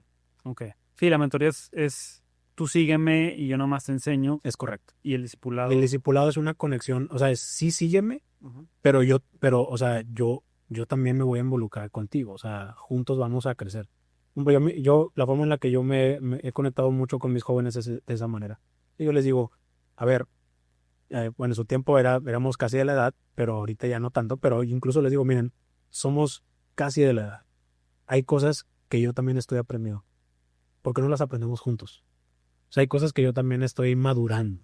Vamos a madurar juntos. O sea, vamos a crecer juntos. Y creo que esa conexión la tiene más el discipulado. Oye, ayer precisamente, y ahorita me estoy acordando por la siguiente pregunta. Ayer estábamos platicando en una mesa con un primo de mi esposa, que tiene 21, 22 años. y estábamos hablando precisamente de la iglesia y él dice, me choca o me chocaba a mí cuando era adolescente y niño ir a la iglesia y no obligar. ¿Qué tanto como padres en ese afán de que nuestros hijos, es que no sé si a veces es un afán de que busquen a Dios o de que se porten bien, ¿sí me explico? Obligarlos, ¿es bueno obligarlos a ir a la iglesia? O no quiere decir, está bien, no te dejo. ¿Dónde está ese punto de equilibrio? Es una pregunta bastante desafiante. Mira, lo voy a decir también desde un punto de vista, porque pues no he tenido esa experiencia como papá, apenas voy a ser papá, entonces no he tenido la experiencia de lidiar con eso, pero en lo que yo he visto en mi familia y lo que he visto también tratando con otros papás, sí hay un, sí hay un punto en el que ir a la iglesia sí tiene que ser una disciplina. ¿Me explico? Ujú. La disciplina no tiene que ser necesariamente mala, simplemente es, a ver, así como tal vez vamos a hacer ejercicio, así como tal vez comemos ciertas cosas, bueno, pues también espiritualmente nos nutrimos de esta forma. Y creo que cualquier ser humano, cualquier cristiano, en algún momento pasa por ese proceso en donde pues tiene que ser obligado a ir a la iglesia, a exponerse a la iglesia para justamente en algún momento pues Dios pues puede hablar, puede tocar su corazón y mucho más. Y muchos más. Sin embargo, sí entiendo que puede generar una reacción contraria, que es justamente lo que acabas de platicar, o es decir, esta adversidad de decir, ay, pues es que, eh, pues sí, me obligaban y eso a mí me rechocaba, ¿no? Ujú. Y yo creo que ahí habría que entender el por qué, habría que entender el por qué existió ese tipo de rechazo. Y por lo general, digo, esto no puedo definirlo como tal, pero creo que por lo general sí es porque encontraron esos adolescentes una incongruencia Ok. entre me estás pidiendo que haga algo, pero que no veo que tú también estés viviendo o que no veo que esté dándote resultado a ti. ¿Me explico? Ujú. O sea, es como, por ejemplo, yo he visto papás que hacen mucho ejercicio, e inspiran a sus hijos a hacer ejercicio, pero es porque los hijos ven en el papá una congruencia. O sea, dicen, "Ah, ok, mi papá está haciendo ejercicio y le está dando un resultado". Bueno, ellos en su momento y generan ese mismo criterio y generan esa misma disciplina. En el caso de la iglesia, creo que es muy parecido. No estoy diciendo, ahorita que decías el ejemplo, no estoy diciendo que sea el caso en Sí. particular, pero por la experiencia que yo tengo, sí resulta ser un factor determinante esa incongruencia. Lo que te decía, que papá en casa es uno y en la iglesia es otro. Ujú. O que si me estás pidiendo que busque a Dios, pero tú no lo buscas. Te veo en la iglesia y no te veo atento, no te veo realmente haciendo un esfuerzo para, para poder recibir más de Dios, escuchar la palabra de Dios, mucho menos. Okay. ¿Crees también, y a lo mejor voy a ser un poco incisivo, pero es con el fin Sí, sí, de generar. de generar ¿cómo se llama? El diálogo, pero crees que también hay incongruencia de parte de la iglesia? También, totalmente. Creo que es por los dos lados. O sea, desde el punto de vista familiar, pero también puede ser el tema de la iglesia. A ver, tocaste un punto bastante bueno, Sí. porque creo que sí la iglesia eh, le ha costado mucho encontrar ese equilibrio entre te acepto, ¿me Ujú. explico? O sea, tienes un lugar aquí, Ujú. pero por otro lado hay muchas cosas que generacionalmente se están viviendo que sí chocan mucho con lo que la iglesia, más bien lo que la Biblia dice. Ujú. Y ahí es donde pudiera haber ciertos momentos incómodos o ciertos puntos incómodos. Y encontrar una respuesta a cómo debe lidiar la iglesia este tipo de temas o este tipo de ideologías es bastante complicado. Porque a final de cuentas volvemos a un punto pues de que todos somos completamente distintos. Ujú. Y, y la iglesia yo creo que hoy en día, y esto es algo que nosotros estamos descubriendo y viviendo como grupo de jóvenes sobre todo, es que no podemos atacar las diferentes problemáticas de forma general. Necesitamos atacarlas de forma personal. Ok. Y eso es sumamente claro. O sea, yo necesito, hombre, si a lo mejor un joven que, oye, pues es que no me gusta ir a la iglesia y necesito saber por qué no te gusta ir a la iglesia. Necesito que me digas. Ujú. Necesito que entender por qué y cómo ayudarte. Y no es una encuesta de que, a ver, 5 dijeron esto, 10 dijeron No, no, esto, no. y vamos a graficarlo y vamos a resolverlo. No Po- es tan sencillo. podría haber alguna generalidad y a lo mejor esas generalidades te ayudan a generar ciertas estrategias, pero lo más importante es el uno a uno. Ujú. O sea, yo necesito saber por qué a ti te pasa. Mira, voy a dar un ejemplo que va a ser bastante. A ver si no me meto en bronca, ¿no? ¿Verdad? Venga, venga. La vez pasada, pues una mamá me dijo, oye, es que yo quiero que mi hijo, vaya a la iglesia, habla con él y todo, ¿no? Pues yo en mi afán de ayudarlos y todo, pues sí, vamos a hablar con él. Y lo citamos este, y ya, pues como que sí lográbamos que avanzara y todo. Incluso hasta se metió en alabanza y todo, porque tenía su talento y todo. Pero de repente empezamos a ver ciertas actitudes que no eran las adecuadas.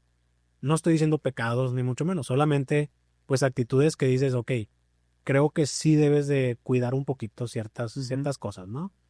Este, y tratábamos de alguna forma de ayudarlo y su mamá era, es que ayúdenlo y nosotros también pues poníamos ciertas, pues no quiero decir reglas, pero sí como límites de decir, ok, creo que aquí ya te estás pasando un límite y yo tengo que cuidar de alguna forma pues de las personas que ministran alabanza y todo.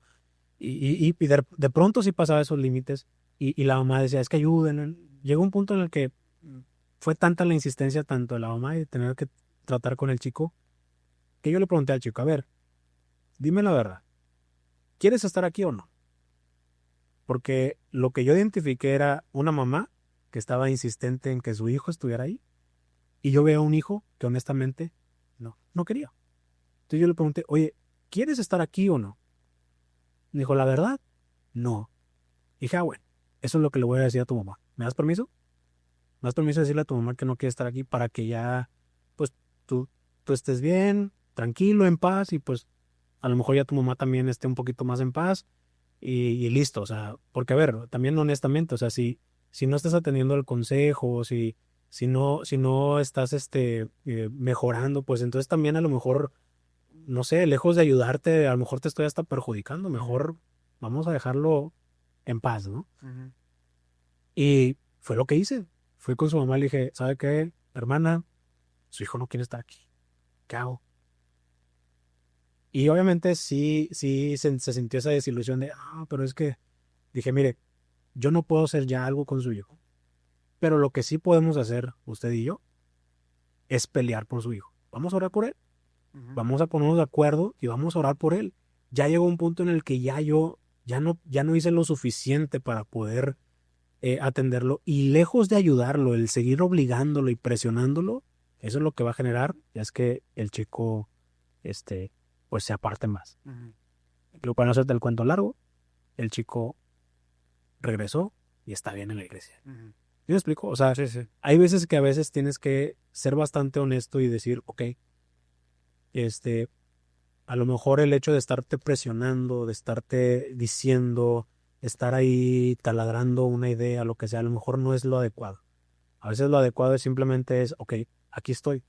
O sea, cuando tú necesites ayuda, aquí voy a estar. Ujú. Porque sé que en algún momento la vas a necesitar y Claro. aquí voy a estar. O sea, creas ese puente en lugar de generar un rechazo de, no, por vete y ya no te hablo más y nadie más le hable, ni mucho menos. No sé si me estoy explicando. Sí, y esta pregunta a lo mejor nos ayuda a explicar usted más. ¿No crees que a veces permitir que cometan errores es mejor que tratar de evitarlos a todo costo? Bueno, yo creo que hay de errores a errores. Sí, sí. Yo creo que, a ver, yo como pastor, mi responsabilidad es decirle a mis jóvenes lo que está mal y lo que está bien. Entonces, bíblicamente, qué es lo que está mal y qué es lo que está bien. Ujú. Ya lo que ellos hagan, pues obviamente es una decisión completamente personal y entra en el criterio de cada quien, ¿no? Yo creo que a veces, más bien, yo creo que a veces la iglesia y la familia tiene que encontrar esta sabiduría en permitir que los jóvenes aprendan de sus propios errores, pero creo que también, y la Biblia de hecho es muy, muy, muy incisiva en eso, creo que también necesitamos nosotros enseñarles sabiduría, porque al final de cuentas la sabiduría es mucho más trascendental que el hecho de que ellos cometan sus errores. Por ejemplo, o sea, si ya sabes que, no sé, caminar por ahí te va a llevar a que te topes con algo, y ya sabes el resultado de esa acción, entonces sí hay una responsabilidad en decirte, ok, si caminas por ahí te vas a topar con esto, va a haber un problema. Y yo tengo que enseñarte esa sabiduría para que tomes las mejores decisiones. Ya el punto de si ellos deciden ir hacia allá o no, creo que ahí es donde ya pues cabe completamente en la decisión de cada uno. Lo que pasa es que me pongo a pensar y voy a ser muy personal en esto que voy a decir, porque a veces necesitas, el adolescente, por lo que entiendo y lo que estamos platicando, está en esa etapa de transición entre quiero saber qué puedo hacer, qué valgo, qué hago, qué puedo hacer, qué no puedo hacer, en esa etapa de experimentación para saber qué tan capaz es, esa es la palabra, qué tan capaz es, pero también es todavía muy dependiente, ¿no? Entonces está entre ese estilo y afloja. Entonces yo me acuerdo, y esto no me pasó en la adolescencia, me pasó ya mucho más grande. Te comentaba ahorita que yo viví 12 años en Guadalajara, y esos 12 años que viví en Guadalajara fueron los 12 años más difíciles que viví, porque todavía no me casaba cuando me fui, me salí de casa, pero fue ya yo solo. Entonces fue como, yo sentí como si mi papá, especialmente mi papá, porque sí hemos tenido esta plática, estaba el empujón del polluelo de, órale, Vuela. sí, vuela. Y ahí ya era de que vuela. No porque no volara, no porque no había tenido errores o algo así antes, pero fue ahora sí de que ya, vuela. Porque si no te empujo, no vas no vas a volar, no te vas a dar cuenta de las alas que tienes para volar. Claro. Entonces, te puedo decir que me vi de topes muchas veces durante esos 12 años, sobre todo más al principio y todo, ¿no? Que empiezas a descubrir ese tipo de cosas. Claro. Entonces, que sí ha sido como uy, si hubiera vivido esto a lo mejor antes, pues a lo mejor tendría más experiencia, a lo mejor me hubiera dado menos de topes. No sé si me estoy explicando lo que estoy diciendo. Entonces, permitir que experimenten, y quiero ser muy cuidadoso con lo que estoy diciendo, permitir que experimenten dentro de los límites, ni siquiera morales, dentro de los límites bíblicos, si quieres decirlo así. Claro. Permitir que experimenten para que cometan errores.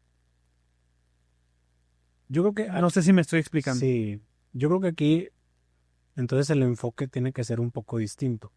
Creo que a veces como iglesia o incluso familiarmente también hablando, a veces nos enfocamos mucho en enseñarles los no, cuando hay muchos más sí. Y creo que aquí es lo importante. O sea, uno también tiene que enseñarles qué sí puedes hacer. Y ahí es donde a veces en ese qué sí puedes hacer puede haber un margen de error o puede haber un margen en el que se puedan cometer errores, pero a ver, o sea, tú estás enseñándole a tu hijo o al joven, le estás enseñando a algo que sí puede hacer y que va a tener en algún momento un resultado positivo. O sea, yo creo firmemente que uno sí tiene que ser muy radical en las cosas que la Biblia dice que no debemos de hacer. Y hay cosas muy claras. O sea, hay cosas muy, muy puntuales. Pero también hay cosas muy claras y muy puntuales que sí podemos hacer, que sí debemos de hacer. Y aquí es donde uno tiene que aprender, bueno, creo yo que uno tiene que, más bien, tiene que cambiar un poco su perspectiva y en lugar de decir, no, es que no hagas esto, a decir, ok, sí puedes hacer eso. Y es justamente lo que dices, es dentro de los límites espirituales, incluso morales también, dentro de estos límites puedes hacer esto. Por ejemplo, lo que hizo tu papá, o sea, pues es algo, pues que en algún momento lo ibas a hacer, ¿no? Y dijo, ¿sabes qué? Pues dale. ¿Pero por qué lo hizo? Porque probablemente él ya sentía una confianza de que, ok, va a salir adelante. O sea, a lo mejor va a batallar, va a tener sus luchas, va a tener sus momentos, pero va a salir adelante. Y yo creo que, en general, así debe de ser. O sea, también como iglesia, también decirles qué sí puedes hacer. Como yo a mis jóvenes, yo una vez tuve una predicación con ellos, en una reunión, y les dije, a ver, siempre nos enfocamos en los no, ahora vamos a ver qué sí podemos hacer. Por ejemplo, la Biblia dice que sí podemos amar a nuestro prójimo. Bueno, vamos a amar al prójimo. ¿Puede haber errores en amar al prójimo? Pues claro. Okay. O sea, puedes tú a lo mejor, no sé, darle atención a una persona, no hablando románticamente, sino hablando de forma, una relación humana cualquiera. Puedes a lo mejor preocuparte por una persona que está en la calle y ayudarle y darle dinero y darle todo. Pues a lo mejor en algún momento puede haber un problema si no lo sabes canalizar de la forma sabia, ¿no? O incluso también el tema del amor. O sea, pues ¿cuántas personas no han cometido errores en eso? Que personalmente digo, ok, o sea, dentro de los límites, decir, ok, me abro mi corazón para poder conocer a una persona, para poder relacionarme con alguien más, y a lo mejor en ese proceso puede haber una desilusión, puede haber darte cuenta de que simplemente no es. Bueno, pues a lo mejor podemos considerarlo como un error. Pero bueno, ese error de alguna u otra forma te trajo aprendizaje, te trajo sabiduría, te trajo algo bueno. Mira, para no quebrarnos la cabeza tanto. La Biblia dice que el principio de la sabiduría es el temor al Señor. Y yo creo que ese es nuestro parámetro. El temor a Dios. El temor a Dios no es el miedo. Simplemente es un respeto a hacer algo que desilusione o que lastime o que de alguna forma no agrade a Dios. Y hay cosas que uno tiene que tomar como decisiones con el margen relacionado a eso. ¿Será que esto que estoy haciendo le agrada a Dios o no le agrada a Dios? Y en el camino vas a cometer errores. Pues yo también como pastor, a lo mejor en tu buena intención puedes cometer errores. Y lo que hiciste no es un pecado como tal, pero te aventaste a hacerlo. Pues simplemente lo que pasa es que aprendiste, pero y rectificas, exactamente. Pero yo creo que en este tema de permitir cometer errores o no, yo creo que sí, yo creo que se tiene que manejar de forma muy sabia y, y a lo mejor no sé si la palabra sea la más adecuada, pero yo creo que sí tiene que haber un discernimiento también de parte de Dios para saber hasta dónde puede ser, no quiero decir permisivo, pero sí puede ser abierto y en qué momentos sí poner los límites. Porque algo que también tenemos que tener claro es que los adolescentes, particularmente en esa edad, los límites sí son necesarios. Sí son importantes. A lo mejor en un joven más grande, pues vas abriendo cada vez el margen de límites. Pero sí es necesario poner límites.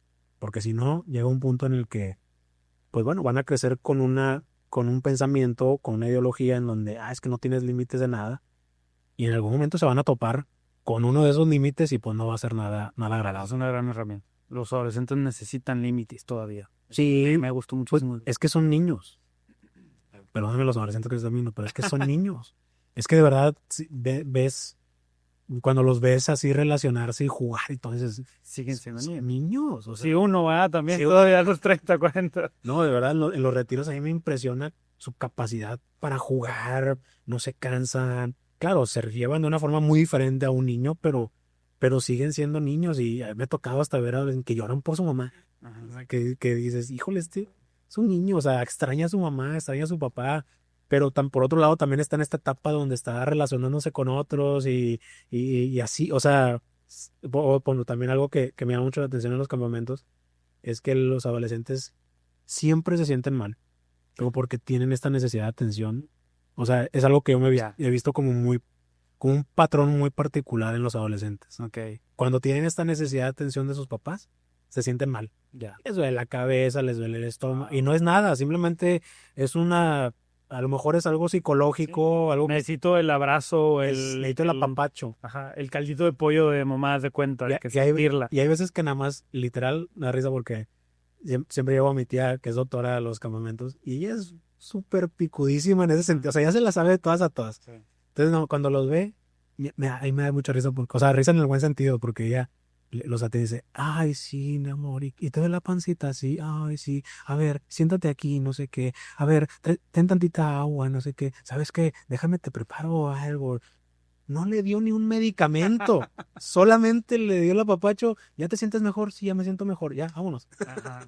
Digo, hay veces que sí es un dolor, o Sí, más grave o algo más más, intenso. más sensible, pero por lo general, todos son es porque Interesante. hay un extrañan a su papá, a su mamá, a su entorno Wow. y necesitan ese cariño, ese apapacho. Ahorita mencionabas, o te hice la pregunta de cuál sería tu mensaje hacia el adolescente, pero ¿cuál es el mensaje de Dios, de Jesús, hacia el adolescente? Pues es un mensaje de amor. O sea, la forma en la que Jesús nos enseña incluso la relación con Dios, la forma de vivir la vida, es justamente con puro amor. Y yo creo que el mensaje de Jesús hacia los adolescentes es que simplemente los ama, que los ama. Y los ama de una forma muy, muy particular. O sea, Jesús nos ama a todos, ¿verdad? Y nos amó a todos, por eso dio su vida por nosotros y vaya, hubo un amor muy, muy, muy particular. Pero sí, creo que dentro de esta, de esta omnipresencia de Dios y de esta magnitud de Dios, que pues Dios lo es todo, Jesús lo es todo, yo sí creo que Jesús entiende al adolescente, entiende, es más, lo voy a replantear de esta forma. La Biblia habla de pocas etapas de Jesús en la tierra. Ujú. Habla de cuando nació, Sí.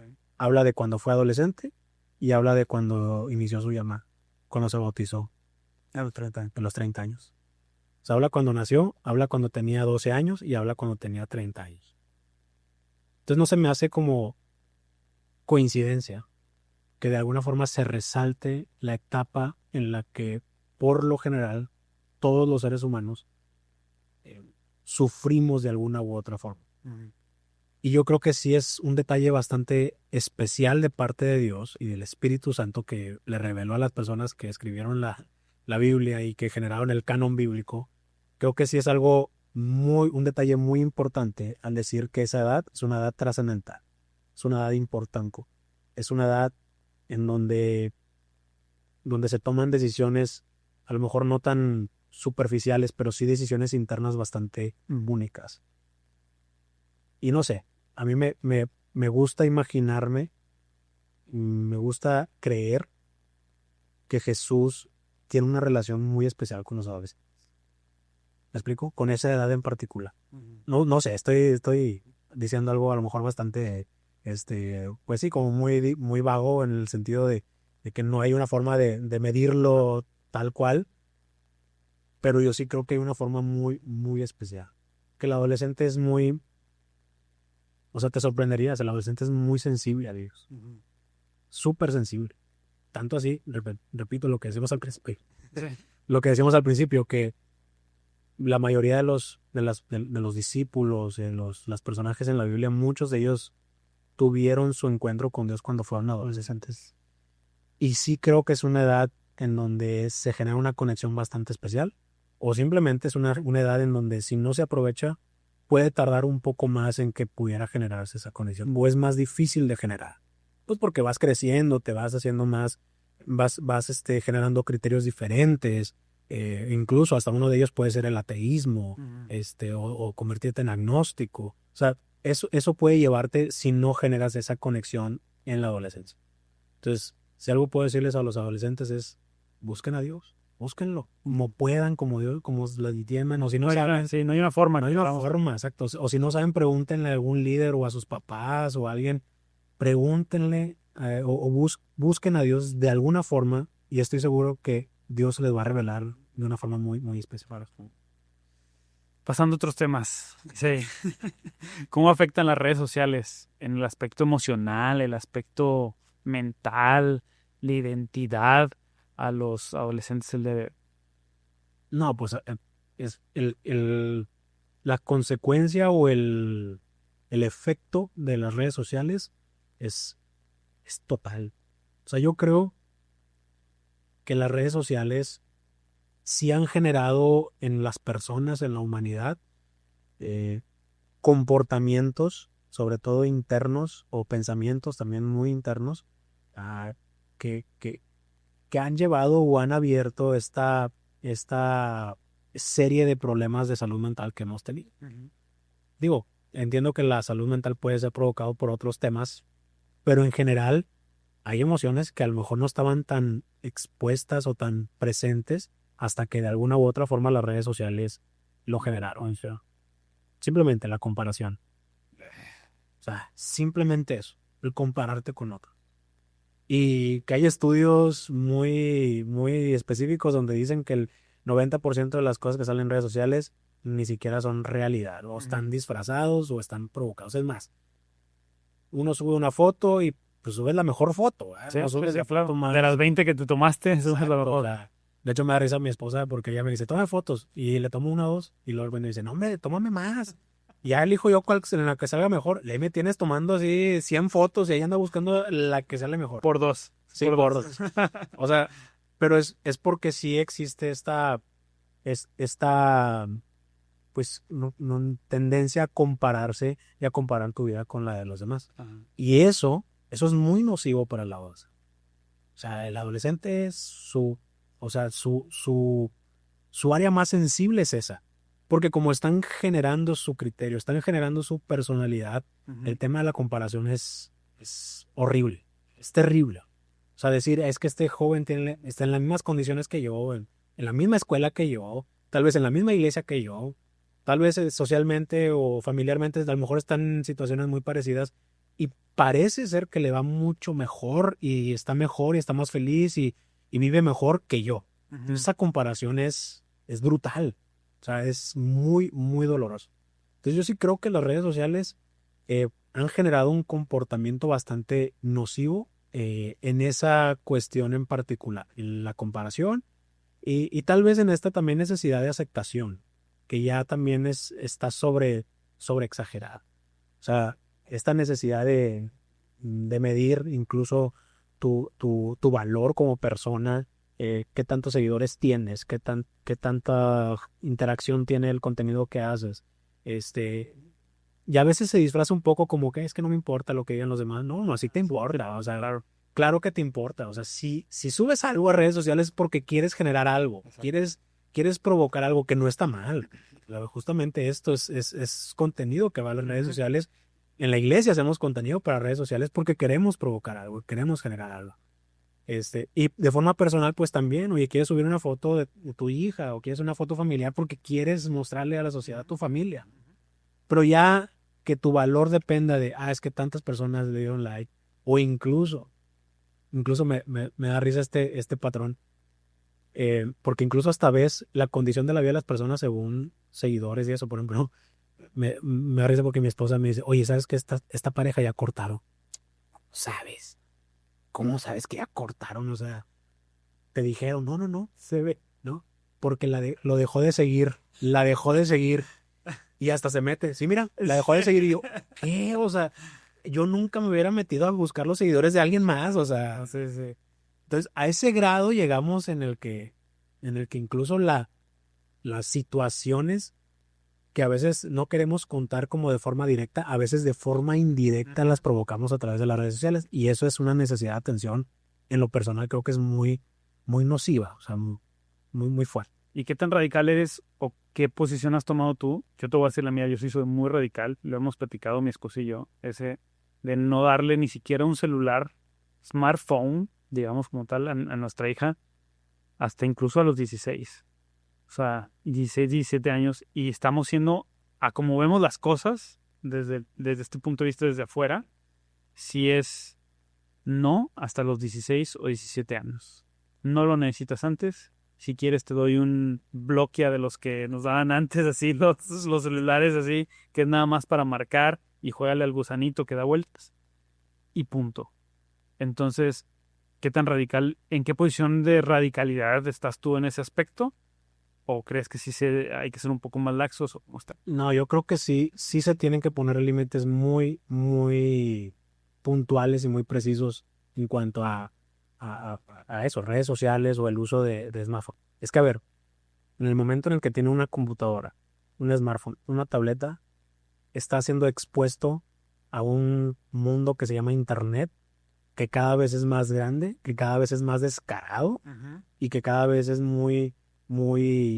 O sea, a ver, el algoritmo está hecho para captar tu atención, el algoritmo está hecho para provocar algo en ti. Es más, está hecho para decirte qué es lo que tú quieres antes de que tú sepas qué es lo que quieres. Es que no necesitas ni siquiera darle like. En el momento en que tú pares tu feed, o cómo se llama, en una chica en bikini, ya detectó que te paraste, aunque hayas visto otra cosa y te paraste ahí. No te des tan lejos, no necesitas ni siquiera abrir Lo los que celulares. decimos. Sí. O sea, el algoritmo está hecho para eso. Y es un algoritmo, no es inteligencia artificial, ni siquiera es un humano. Bueno, es un humano el que lo creó, pero pues se hizo con una intención muy clara que es provocar en la gente, pues que compren, que provocar algo en la gente, ¿no? Entonces yo creo que sí está bien tener esos límites. Yo recomiendo que los papás pongan esos límites. Por algo también las reglas en redes sociales están. Creo que no puedes tener redes sociales sino hasta a partir de los 13, 14 años. Entonces creo que sí es muy, muy puntual el decir, sabes que yo no voy a permitir que tengas redes sociales o que estés expuesto al internet de esta forma. Poniendo esos límites creo que es bastante sano.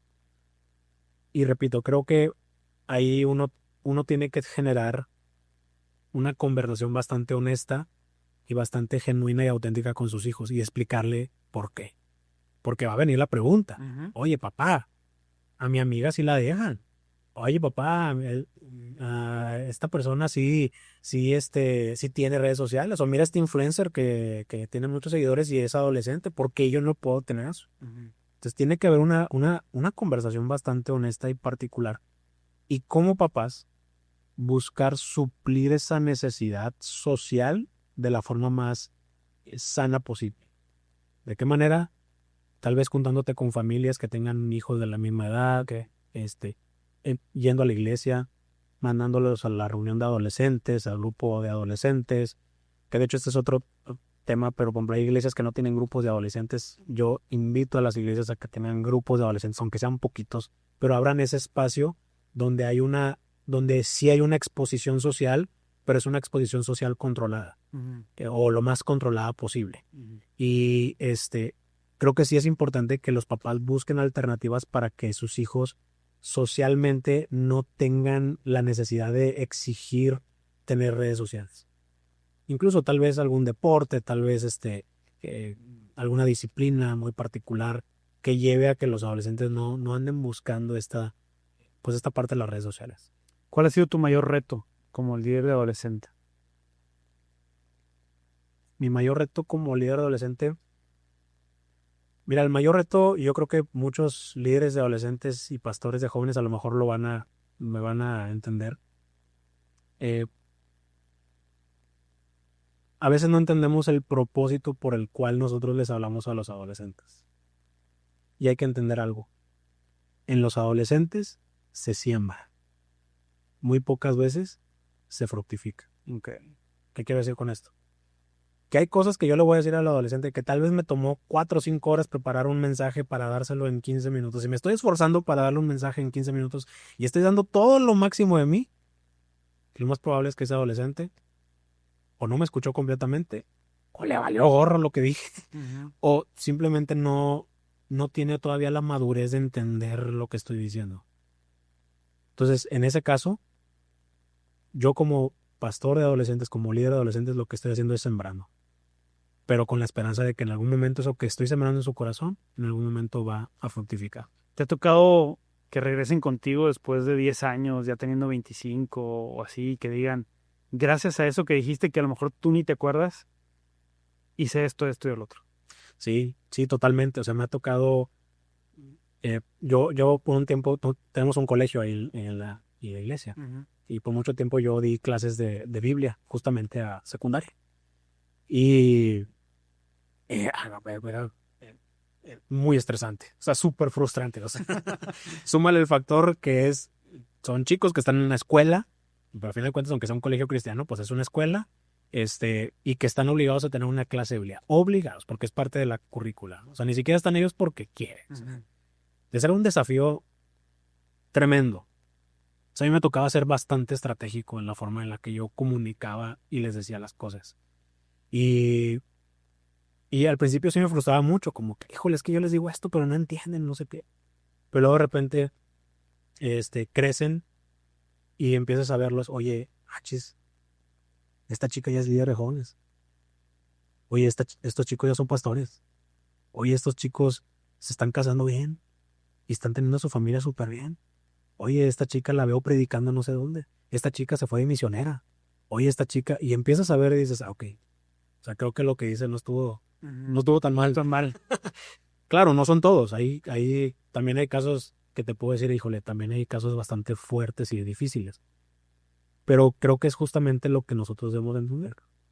Nos toca sembrar, no frustrarnos porque, es que ya necesito ver el cambio. No, el adolescente no es así. El adolescente no va a cambiar, porque apenas ellos apenas están generando criterios, están apenas creciendo. O sea, ni siquiera saben, no dimensionan lo que tú estás diciéndoles. Hasta que en algún momento o se topen con algo, o vivan alguna experiencia, o lo que sea, en ese momento es cuando van a entender y van a decir, mira, lo que me dijo esta persona fue realmente lo que me ayudó. Ahorita quiero agregar a esto porque me estoy acordando de algo que me sucedió cuando yo trabajaba en una empresa y yo de una u otra forma he estado ligado también con grupos de jóvenes y de adolescentes. Pero cuando trabajaba en la empresa ha sido una de las mayores satisfacciones esto que te voy a contar. Y lo cuento no por presumir, sino porque quiero incitar a todos los que nos escuchan, tanto padres como gente de nuestra edad, como cualquier persona que tenga contacto a jóvenes, a que o sea, que siembre. Lo que dijiste fue crucial y me gustaría resaltarlo. ¿Por qué?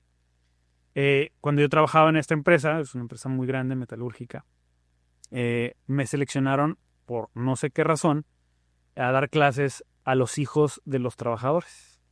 Sí, o sea, le tenía que dar clases a los hijos de los trabajadores. No sé si en mi currículum yo puse que fui líder de jóvenes y por eso dijeron, o no sé, pero me pusieron a darle clases a los jóvenes. Entonces había niños de 8 o 9 años, pero también había adolescentes, preadolescentes y adolescentes de 13, 14 años. No llegaba más de 14 años. Entonces, hasta el día de hoy no me acuerdo qué dije en ninguna de esas clases, ¿no? O sea, obviamente no se puede hablar de Dios, de muchas cosas. Algo dije que a las 2 o 3 semanas de una de esas clases llega un trabajador. Yo estaba a cargo de 40 montacarguistas y llega uno de los montacarguistas y me dice, ingeniero, quiero agradecerte. Y yo me quedo así de, para que alguien, o sea, un trabajador venga y te diga quiero agradecerte, una es muy raro, otra es, me va a decir gracias por pintar las líneas bien en amarillo, ahora puedo ver bien, ¿no? O sea, por ponerle los focos algo laboral, ¿no? Muy fuertes. Y me dice, no, es que lo que le dijiste a mi hijo, y fue particularmente a su hijo, o lo que dijiste en la clase, resonó en mi hijo y ya dejó las drogas. Wow. O sea, así directamente. Radical. Así de radical. Y gracias a lo que tú le dijiste, dejó, y con lágrimas así en sus ojos fue de que, y quiero agradecerte por lo que hiciste. Te lo prometo que me quedé pasmado, me quedé en blanco, porque era la respuesta que menos me esperaba, y le dije, no me acuerdo ni qué le dijo, o sea, fue así de, ok, gracias. Y se fue, no sé cómo terminó ahí la conversación, pero ya terminó y se fue. Y ahorita fue, o sea, me resuena mucho con lo que dices, porque no sabemos en qué va a resonar lo que estamos sembrando en los adolescentes y en la juventud de hoy. No sabemos qué efectos va a tener simplemente seguir sembrando y hacerlo por el hecho de hacerlo, no por el hecho de buscar una respuesta ni de buscar el resultado inmediato en el adolescente, porque no va a ser así. No, y la verdad es que pocas veces, a ver, si a veces en un adulto también es difícil encontrar esa respuesta inmediata. Imagínate en alguien que no tiene todavía su capacidad ni la madurez de poderlo sostener. O sea, de verdad decirle a un adolescente, por ejemplo, oye, quiero que te pongas a leer la Biblia 2 horas, pues a lo mejor no lo va a hacer. A lo mejor no, a lo mejor va a ser difícil. Pero si de alguna forma le inspiras y le formas estratégica y también creativa, buscas la forma de comunicarle, de sembrar, de inspirarle, eso en algún momento va a tener un efecto. Pero Eso sí es súper claro, o sea, y espero que esto pueda incluso hasta sanar a lo mejor el corazón de muchos líderes de adolescentes, porque sí te frustra. O sea, Sí. o sea, la verdad es Y, muy y más cuando difícil. medimos todo en base a resultados. Claro. O sea, si tu grupo crece, si tu esto, o sea, medimos todo. Y te voy a decir algo, hoy en día también hay es otro tema, a lo mejor por otro tema, otro podcast, pero hay como esta competencia en las redes sociales de a ver quién dice algo relevante, algo así que pegue, que se haga viral, etcétera. Con la luz azul de atrás. Exacto, así algo muy con una guitarra, ¿no? Sí. Hay veces que existe esta competencia, en lo personal creo que es absurda, porque ese no es el objetivo. O sea, el objetivo no es decir algo relevante y que se haga viral, ni mucho menos. El objetivo es sembrar, en nuestro caso como líderes de una iglesia cristiana, sembrar la palabra de Dios y en su momento ellos van a fructificar. Ujú.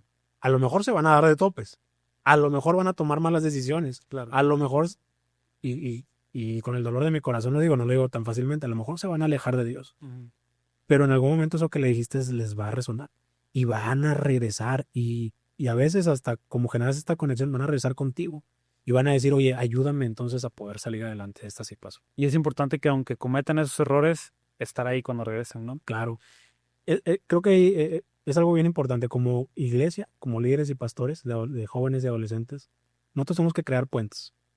Y la única forma de crear puentes es no juzgándolos cuando cometan errores. Ujú.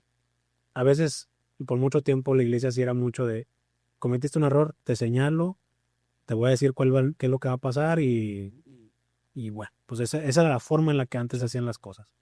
Pero hoy en día no funciona así.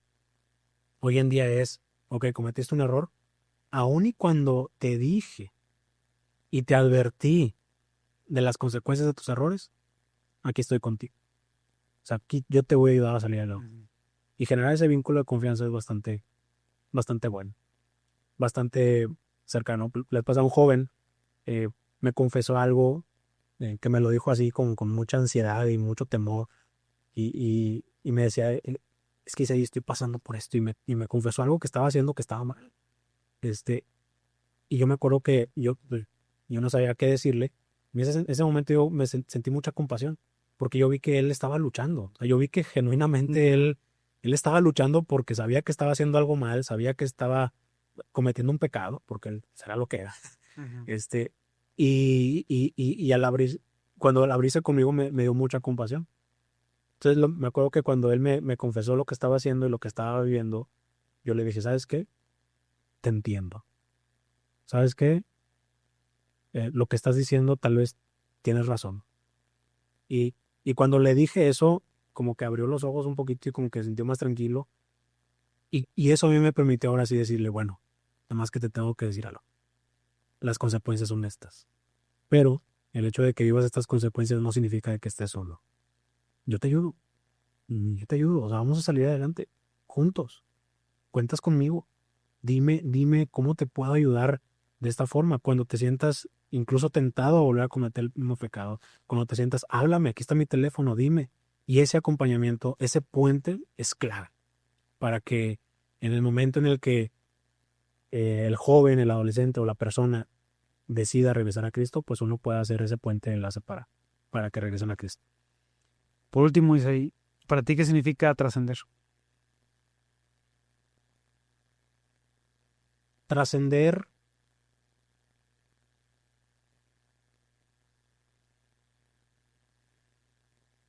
trascender es cumplir el propósito que tienes en la vida sin el afán de esperar, de vivir el fruto de ese propósito que estás viviendo. ¿A qué me refiero con eso? Hay cosas que yo estoy haciendo hoy en día que probablemente yo no voy a vivir, que yo no voy a disfrutar, o el fruto de lo que estoy haciendo no voy a disfrutarlo hoy, pero sí lo van a disfrutar mis futuras generaciones. Hay cosas que mi abuelo hizo y que sufrió, que mi abuelo era de los que iba a las rancherías a predicar, a evangelizar, le daban a ofrenda gallinas, puercos y huevos, que yo creo que hoy en día yo estoy fructificando. Y él ya no está con vida, él ya está con el Señor. Sin embargo, yo estoy fructificando lo que mi abuela en algún momento sembró. para mí eso es trascendente. Sembrar sin el egoísmo de esperar a disfrutar el fruto de lo que sembraste. Es sembrar sabiendo que sí puedes disfrutar del fruto de lo que sembraste, pero te da más satisfacción saber que tus futuras generaciones, tus hijos, o los hijos de tus amigos, o los hijos de tus seres queridos, van a disfrutar de eso que sembraste. La verdad es que estoy bien agradecido por esta plática. En serio, muchas gracias por la plática. Creo que se habla poco de la adolescencia, o lo tomamos como, el que adolece, el que pasa la pubertad, el proceso normal, pero no le damos la importancia que debe de ser, ¿no? Y como lo mencionaste en un principio, los padres a veces nos da miedo, ¿no? Porque también nosotros pasamos por ahí, ¿no? Y no nos escucharon, entonces, o sufrimos ciertas cosas y no sabemos cómo manejarlas, ¿no? Cómo llevarlas a cabo. Vamos a cometer errores, Claro. eso me queda claro, pero este tipo de conversaciones con las que me he quedado con muchísimas cosas que he estado apuntando y que voy a verlo 3, 4 veces esto porque ya se acerca esa etapa para mí, va a ser crucial. Entonces quiero agradecerte mucho, mucho por tu tiempo, sobre todo porque estás a pocos días de ya tener a tu bebé. Entonces agradecerte que ya empieces esa etapa, que también es una etapa preciosa, pero en serio te agradezco muchísimo por este tiempo. No, gracias a ti por la invitación. Y bueno, pues espero que esta conversación pueda ayudar a muchos a salir adelante en ese. Muchas gracias.